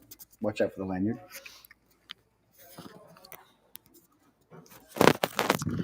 Nuts. Is this mic or just for recording? Oh, that's for streaming. Cool. The microphone in my hand is, I lost my little connector for my remote. Are we ready there, Joseph? We're good. All right, we are back. This will be the final session for track 2 for Simply CyberCon 2025. Woo! And it's Sam, so yay! One of the great things about Simply CyberCon is the fact that we get to meet everybody that we chat with on YouTube or on Discord or a part of the Simply Cyber community, get to meet them IRL. And yesterday, I got to meet Sam, like a lot of other folks, for the first time. And in preparing for Sam's presentation today, I decided to check out his LinkedIn profile. And I was pleasantly surprised because I always love the fact that all of us have different hobbies. We have different outlets, different ways to be creative, that or we came from different careers in our lives. And I was pleasantly surprised and loved the fact that Sam, the hobby, the passion that he has, is a West Coast jazz swing dancer, or just everything swing. except jazz. Yeah, and just you play jazz piano. I do play jazz. Or you piano. play piano jazz or jazz piano, whatever. Yeah. He does something with jazz on the piano. Yeah. So, but no, very cool. It's always fascinating when we get to learn other neat characteristics and things about ourselves. So, real excited. Sam, take it away. It's all yours, sir. Thank you so much. And it was great meeting you yesterday. All right, so today we're going to be talking about reframing multi-factor authentication in contemporary cybersecurity, or the alternate title, How to Talk About MFA Without Sounding Like a Douche. But I can't put that on the website, so that's where we're at. So before we get into the conversation, I need to start with some disclaimers. One, I'm not claiming to be an MFA expert. I have deployed it for literally hundreds of clients at this point. I have consulted on MFA configurations for the full, not just multi-factor authentication, but conditional access methods, security protocols, but that doesn't necessarily make me an expert. So I'm not claiming to know everything. This is coming from a point of just, I've set it up a lot, I've talked about it a lot with clients. And this is not an exhaustive discussion. This is just part of the conversation, moving the ball forwards. Finally, this is not a conversation on which methods are best. That we can figure out with a slugfest in the parking lot later, but that's not something we're going to get into here because, frankly, we don't have the time, or at least I don't feel like I've got the knowledge to be able to speak confidently on that. I know what works, but not necessarily what works best. So for a bit about me, there we go. If you got questions about any of those pictures, feel free to ask, but other than that, I'm out of time for about me. So what is multi-factor authentication, or MFA?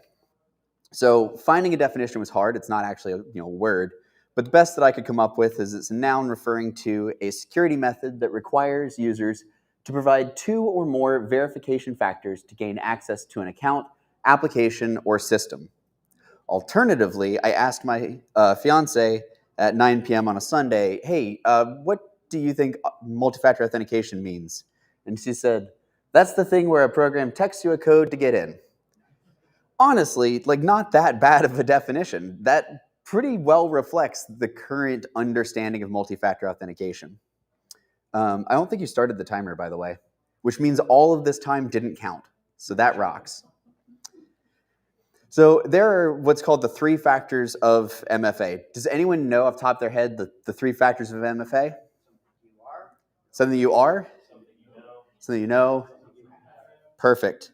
Something you have, something you know, something you are. So within that, we break it down. There's a bunch of different methods. For something you know, we have things like passwords, pins, and security questions and answers. Again, those are things that you know. We have, for something that you have, we have mobile phones or authentication apps on those phones. And that also includes security tokens.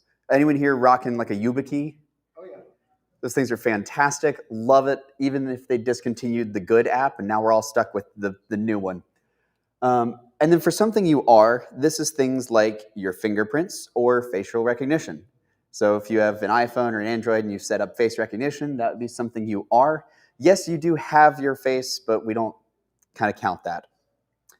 So for the current perception of MFA, this was a fun one. I looked at a bunch of different polls. I read through like 6 different studies trying to figure this out. And I ended up instead doing a word cloud of the search results on Twitter for MFA. And it's pretty great. With the number one being annoying, security came in a close second. There's also some fun things that came in, like anonning. I'm pretty sure it's annoying, but who knows? I think there was another one in there that was a misspell.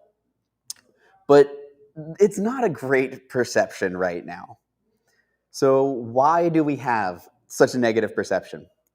So the first one's a gradual public release. Now, with any evolving technology, it evolves over time, it grows, we think it's secure, we find new vulnerabilities, we adapt, we release the next thing. That's just how innovation and evolution works. It's not a bad thing. But the result of that is that the public, as they would see, each of these new methods, they would begin to view things like SMS as secure. Because everything was email, and then, but we should be texting because emails can be compromised. So we should get it to our phone instead. And so that gradual change, and I should have put these bullets in the other order, led to it being viewed as a hindrance.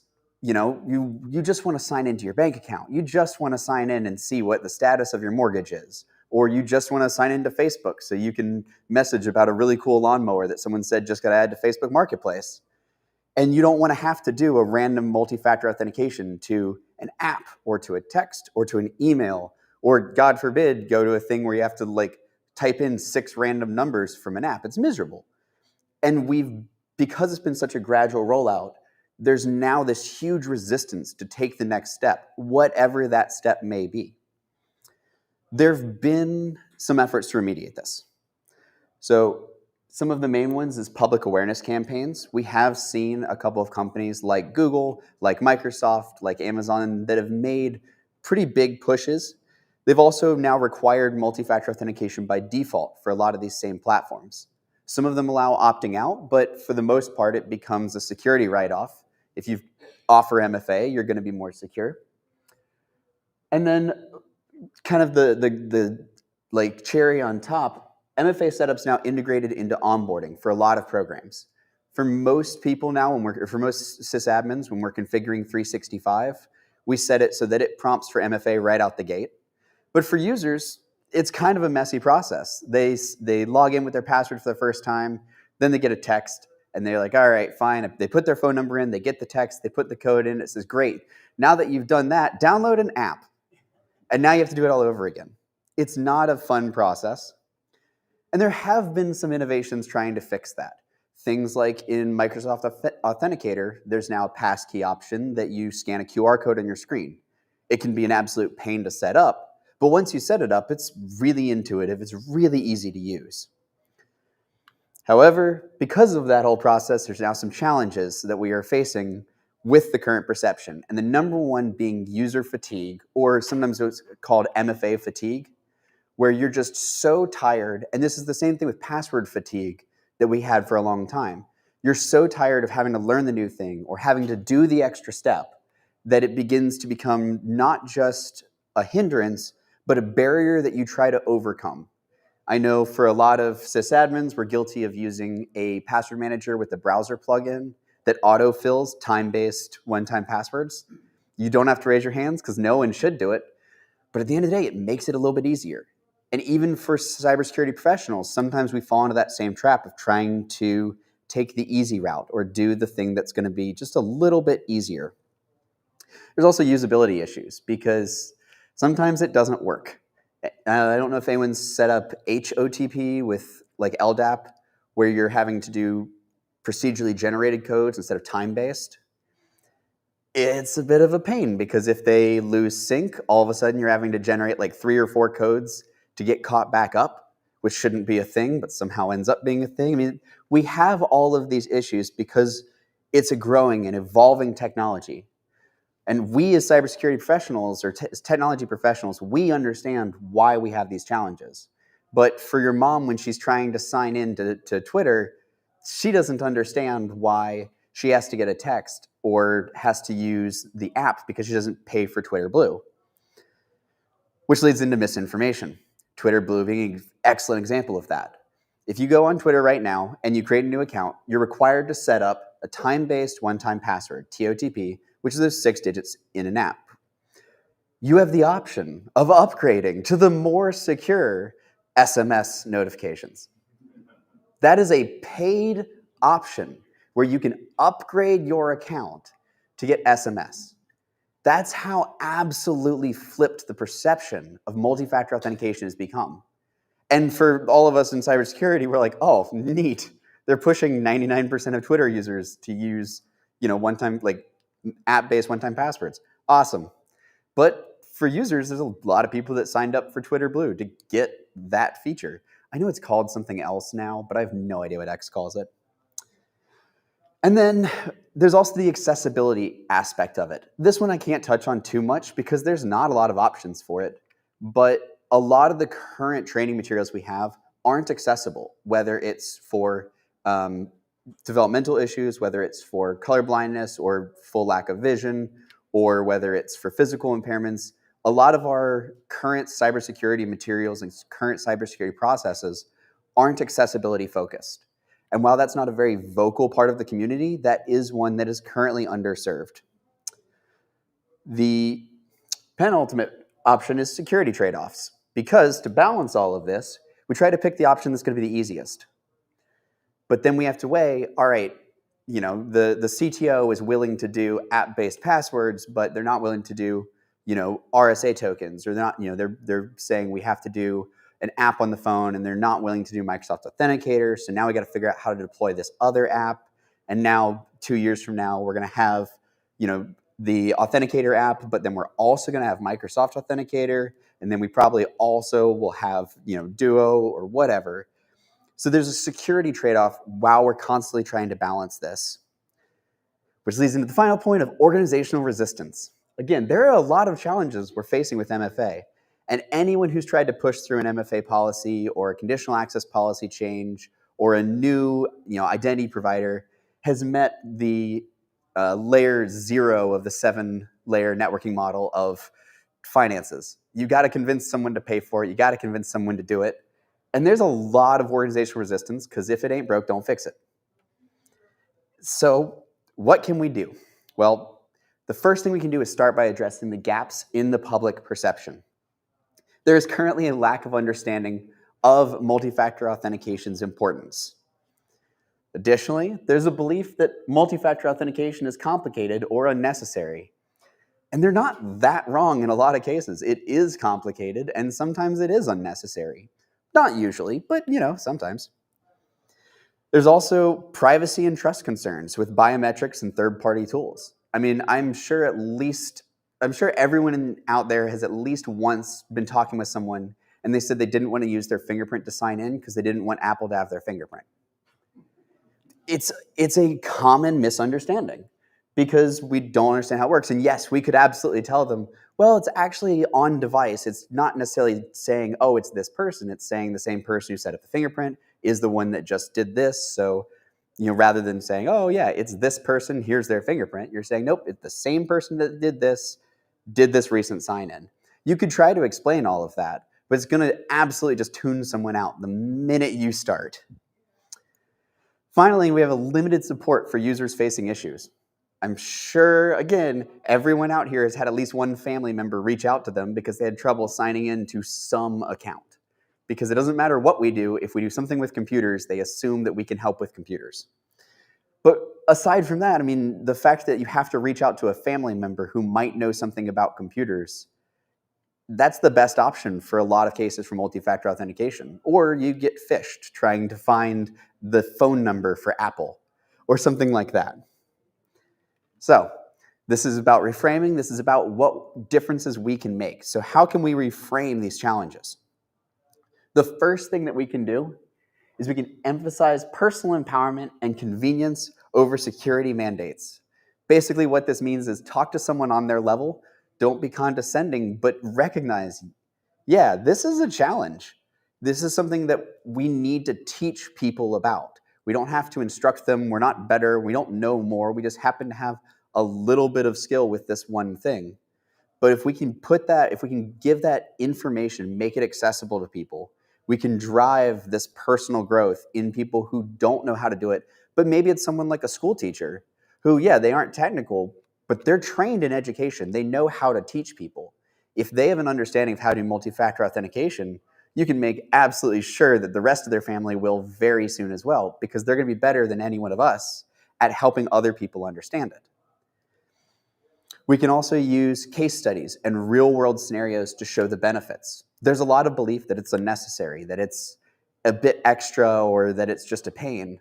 But there's been plenty of cases where multi-factor authentication has actually stopped cyber attacks, or it's been used as a mitigation factor to reduce the impact. We can also reframe it as a proactive step. It's kind of like if your car blows a tire and the person says, well, my tire didn't, my tires were all full before, why do I have a flat tire now? That whole mentality of if it ain't broke, don't fix it doesn't apply to multi-factor authentication. It is a proactive step only, and we need to talk about it as such. It's not something of, oh, we should do this because it's better to have it. It's no, we should do this so that we don't have a problem 6 months, a year, 2 years from now. And the last is not the negative, but the positive impact that multi-factor authentication can have on daily security habits. So explaining that a little bit, I asked before how many people have had a YubiKey or a passkey. What do y'all think about the sign-in process using a passkey? Anyone? Yeah. So compared to pulling out an app and having to type in numbers manually, if you can just touch the little pad on the YubiKey, and in some cases touch it and type a pin in, depending on how you set it up, there's a lot less work and a lot less steps that go into that. So the most secure methods we have, passkeys, 502 compliant keys, YubiKeys, these are things that the actual use case is a lot easier, but you have to convince someone, hey, this thing that's more secure is actually easier. And in a lot of cases, that just means talk about it as, hey, this is an easier method. Don't worry about the security side of it because people will tune out. Which comes to the last point, which gets its own slide because it's the most important of any of these points. We have to tailor our messaging to our audience's needs. We can't assume that the same way we talk to a CISO will work with Janice, the secretary, or will work with our sister-in-law who called because they're having internet issues and she can't figure out how to sign into her, Spectrum account or something. So when we're talking about tailoring, we have non-technical users. And we want to break it apart to have as little technical as possible. So we want to use things like visual metaphors. We want to be giving step-by-step walkthroughs. We want to present in a story format. That doesn't mean I'm telling a story. That means creating the story of what you're going to be doing. And we want to relate it to everyday tools. Things like saying, multi-factor authentication isn't a one-time thing. It's something you use every day, just like your toaster. Yeah, it's dumb. Yeah, it doesn't mean anything, but it creates a little bit of familiarity with the person you're talking with. And with each of these aren't ways to communicate the technical aspects. They're ways to focus on the non-technical element without having to dumb down the conversation. If you're giving a step-by-step walkthrough of setting up multi-factor authentication, you can do all of that and talk about the technical side of it. You can talk through, oh, well, you're going to be enabling this, you're going to be doing this, or you can just tell them, hey, you're going to click on an app, it's the blue one, I can send you a picture of it. You can give them the step-by-step without having to worry about all of the understanding of why, because they don't care about the why. They want to understand the what's happening, not the why is it happening. Now, for business leaders, we have an entirely different process. Because business leaders don't care about the why, they don't care about the what. The number one concern for most business leaders is business as usual. They want to make sure that whatever you're deploying, whatever you're changing, fine, it will make it more secure or whatever. They're probably already secure. They don't care. They want to make sure that it's not going to negatively impact the bottom line. It's not going to impact business as usual. So you can emphasize things like maintaining trust, which is important. You can talk about things like protecting assets or the way that you're going to protect data. But you want to focus on continuing business as usual. BAU is a term. I hate it because every time I think about criminal minds, yeah, every single time I hear it, my immediate thoughts, behavioral analysis unit. But I hear that term a lot when I'm talking with mid-market companies, like 500 to 2,500 employees. Because that's the main point with cybersecurity, isn't how secure are we, or isn't, what's the next step, or what's the best process, or what's going to save money. They don't care. There's tax write-offs, there's accountants for that stuff. They want to make sure that whatever we're doing, the work still gets done. So when you're talking with a business user or a business leader, that's what you want to focus on. The third and final group is technical audiences. And for that, you want to do the opposite of everything I have talked about doing so far in this presentation. You want to highlight advancements. You want to identify possible integrations. You don't want to know it all, but you want to talk about the cybersecurity elements, the technical elements, the cool stuff, and you want to leave room for them to take the lead. Because I will expand from technologists to just say for nerds in general, we really like talking about the thing that we know about, as evidenced by a lot of us up here unpaid talking about things. So we want to leave room when we're talking with people who are on the more technical side for them to take the lead, because that's how you'll get buy-in. The minute they draw the connection between, we're deploying, YubiKeys, those are compliant with X, Y, and Z. We were looking at Duo for that, but this looks like it's gonna be a lot easier. You're saying it integrates directly into 365? That's so cool. And so you can begin to get them talking about their environment, get buy-in from technical users by letting them drive the conversation and just dangling all of these high technical bits for them to grab something from. So, not quite summary, we're almost there and I'm running low on time, but we're gonna get through this. This was a 45-minute talk, by the way. This slide deck was recreated last night to be 20 minutes. I think we're killing it. So for best practices, what does good adoption practices look like? So the first thing we wanna do, and this is for accessibility, for understanding, for everything, is we wanna provide clear onboarding instructions and continuous support. Maybe this involves getting an instructional designer. Maybe this involves watching a couple YouTube videos about what good instructional design looks like. Maybe this just involves referencing what you already have in place and building off of that. But we want to make sure that it's easy to understand the process for anyone of any technical level whenever we are deploying an MFA solution. Whether that's the text messages that you send to your dad when he got the new modem and he has to set up an account, and you want to talk him through it, you want to keep it very straightforward of what's going to happen so that there's no questions, so that there's no gaps. And then the continuous support, it doesn't have to be us, because God knows I don't want to continue to support some of the environments have spun up. But we want to lay the groundwork for continuous support. We also want to integrate MFA smoothly into existing processes. This is where those technical leaders can be really helpful, because the less of a hassle multi-factor authentication is, the easier it's going to be to continue to use it and to get good buy-in. We want to highlight industry trends. We want to talk about things like passwordless.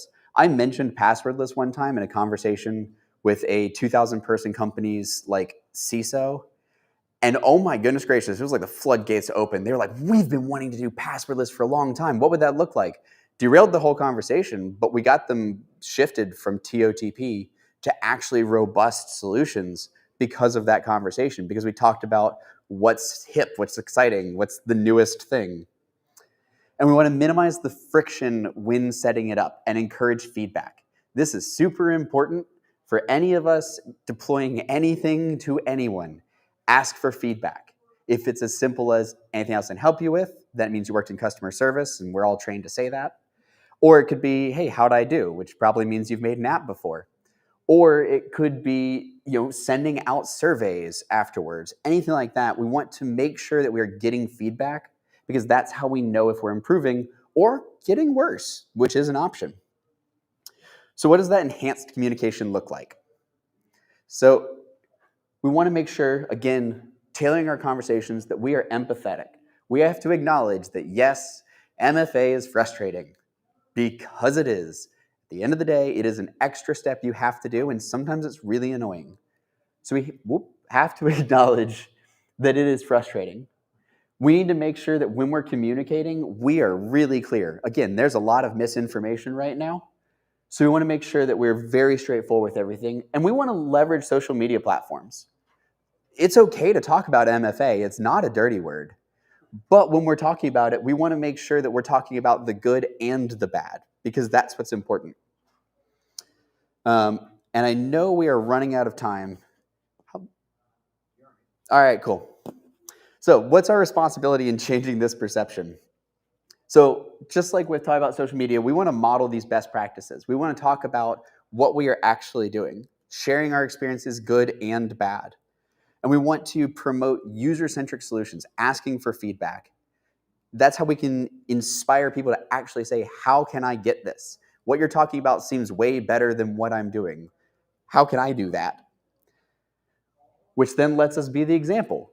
Implementing and advocating for multi-factor authentication internally within our organizations.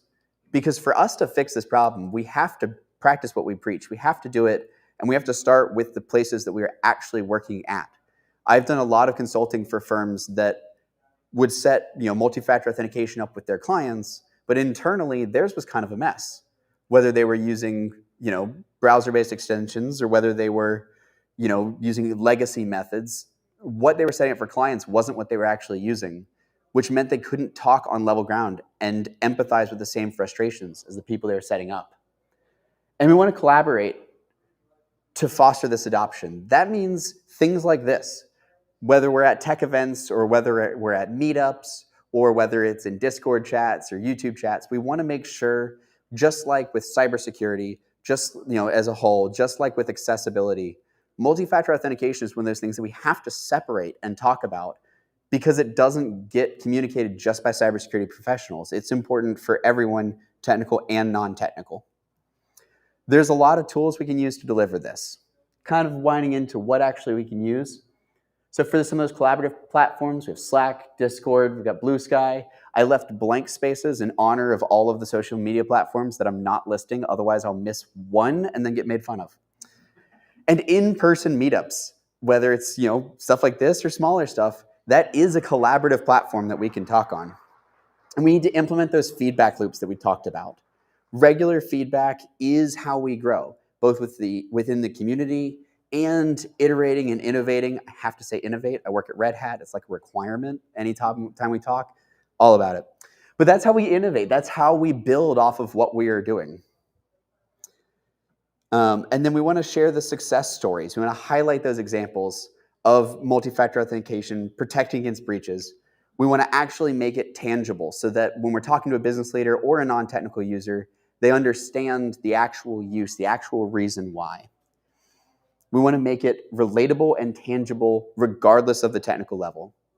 So I'm about done. I just want to share two quick examples of what this looks like in practice. So a positive example, because we have positive enforcement and negative enforcement. So for a positive example, YubiKeys. So they're great. They demonstrate increased security with an increase of ease. And this fostered acceptance from users who were hesitant. The way that we did this is we deployed YubiKeys just to a small subset of the company. We started with 6 users in a very high traffic area of one office of a company that is like global. and those 6 users got YubiKeys. We also sent out communication on what YubiKeys are to everyone in their department. Almost immediately, we had requests from everyone else in the department going, hey, can we get those? So after 2 weeks of those first 6 users, which we justified as delayed rollout, we then rolled out to the rest of their team. And all of a sudden, everyone else in the building was seeing that this one team had a way to sign in that seemed to be better. They didn't know how it was better. They heard sometimes it's faster, they heard sometimes it's more secure, but from their perspective, they had a fear of missing out.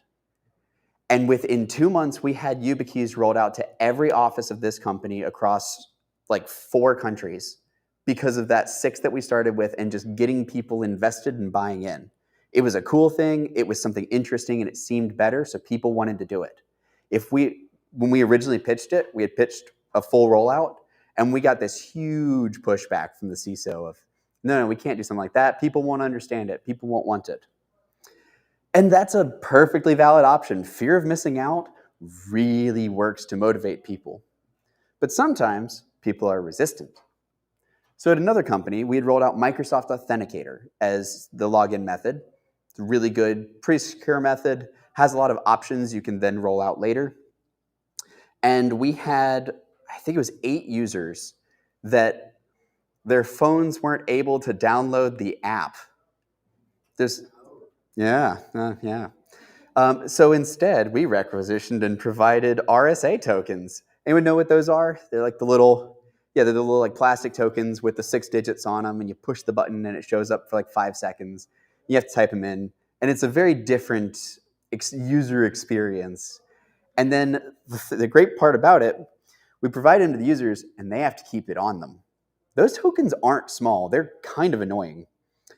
And we also assigned additional training, phishing training, but then also an understanding of how to use tokens, best practice, all of that sort of stuff. And then we created a route to simplify upgrades. We created a ServiceNow item so that they could request an upgrade to a different form of multi-factor authentication if they wanted. And this was rolled out for anyone, so that anyone who didn't have the Microsoft Authenticator app could request it. Within about a month, 5 of those 8 users miraculously were able to download the Microsoft Authenticator app and requested access. It's negative enforcement. Yeah, it's not the nicest thing to do, but it works. And in cybersecurity, in administration, in business, this is the kind of thing that we do need to be able to do sometimes. Because I didn't do anything negative. All 3 of these are great steps. And if they stayed with those tokens, and 3 of those users did, they've got a great security process. They've got a solid method of multi-factor authentication locked to their account. It can never be reused for another account. It's solid. It's just a little bit annoying. So there's no negative per se that we rolled out. We just laid the groundwork for them to have an easy, accessible, well-understood route to a better method of authentication. So, in conclusion, the summation of all of this, what can we actually do? Number 1, we have to practice what we preach. And I'm actually guilty of this one right now because I left my YubiKey at home. Yes, it's been kind of miserable while I've been here this weekend because I had to go through other methods that took significantly longer. It was really frustrating. I took it off my keys for like 1 afternoon, and that was dumb. But we need to be practicing what we preach, whether it's internally within our companies, whether it's privately in our own lives, whether it's when we're consulting, we need to be showing what we are doing and not just talking about it. And we need to share our experience with that. Good, bad, ugly, whatever. We need to actually talk about it. This doesn't require posting on social media. If you're not a social media person, that's fine. But when you're talking with someone and MFA is the topic, you need to relate. You need to talk about your struggles as well. We use relatable examples. So things like the whole, the front door lock and the cybersecurity alarm system. I don't know if y'all have heard that metaphor before of explaining multi-factor authentication, where yeah, you can get in, but there's an extra step to actually get in the house safely. Or just 2 locks is another one that I've heard. I'd prefer the alarm system because it sticks with people a little bit better. Because realistically, who uses 2 locks in their front door? That would be about as miserable as multi-factor authentication. And we want to avoid technical descriptions. I'm sure we all know what KISS stands for. Keep it simple, stupid. But we want to use that when we're talking. We want to focus on the what and not the technical why. Final, we need to approach with empathy and simplicity, because yes, MFA sucks. Yes, it's annoying. If we didn't have to do it, if we could just sign in with a username and password, I would be immensely happy. But we do. That's just how this system works. It's unfortunate, but it's an extra step that's required for us to be secure. So we need to take that approach. We need to say, yeah, it's really rough, but you know what? I use YubiKeys and actually it's a lot easier for me. Or that kind of approach, saying, you know, oh, I use the Microsoft Authenticator app. I can just point at the QR code on my screen. Do you want me to show you how to set that up? That approach, talking with empathy and with understanding, is how we will get buy-in regardless of the technical level. So that is all from me. Again, this was extremely summarized, so there is a GitHub page that I created with all of these resources linked, a couple of copies of the PDFs. I'm going to be uploading my text from that interview as well, and the full slide deck is there. If you want to connect with me, there are QR codes and the links above them if you don't trust me. Neither of them are Rickrolls. I took that out when I cut for time. But yeah, thank you all so much.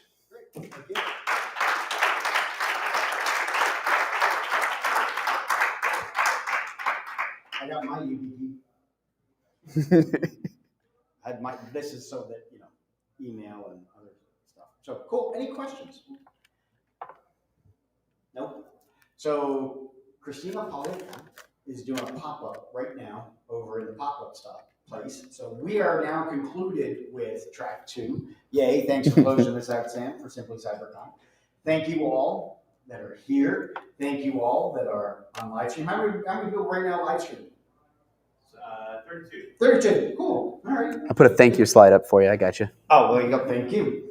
So enjoy the rest of the afternoon. Hopefully we'll see you at the party afterward. The CTF is open until 5 o'clock tonight, I believe, if you're still trying to do that. Otherwise, thanks a lot. Appreciate you being here. We'll see y'all later. All righty. Thanks for stopping by.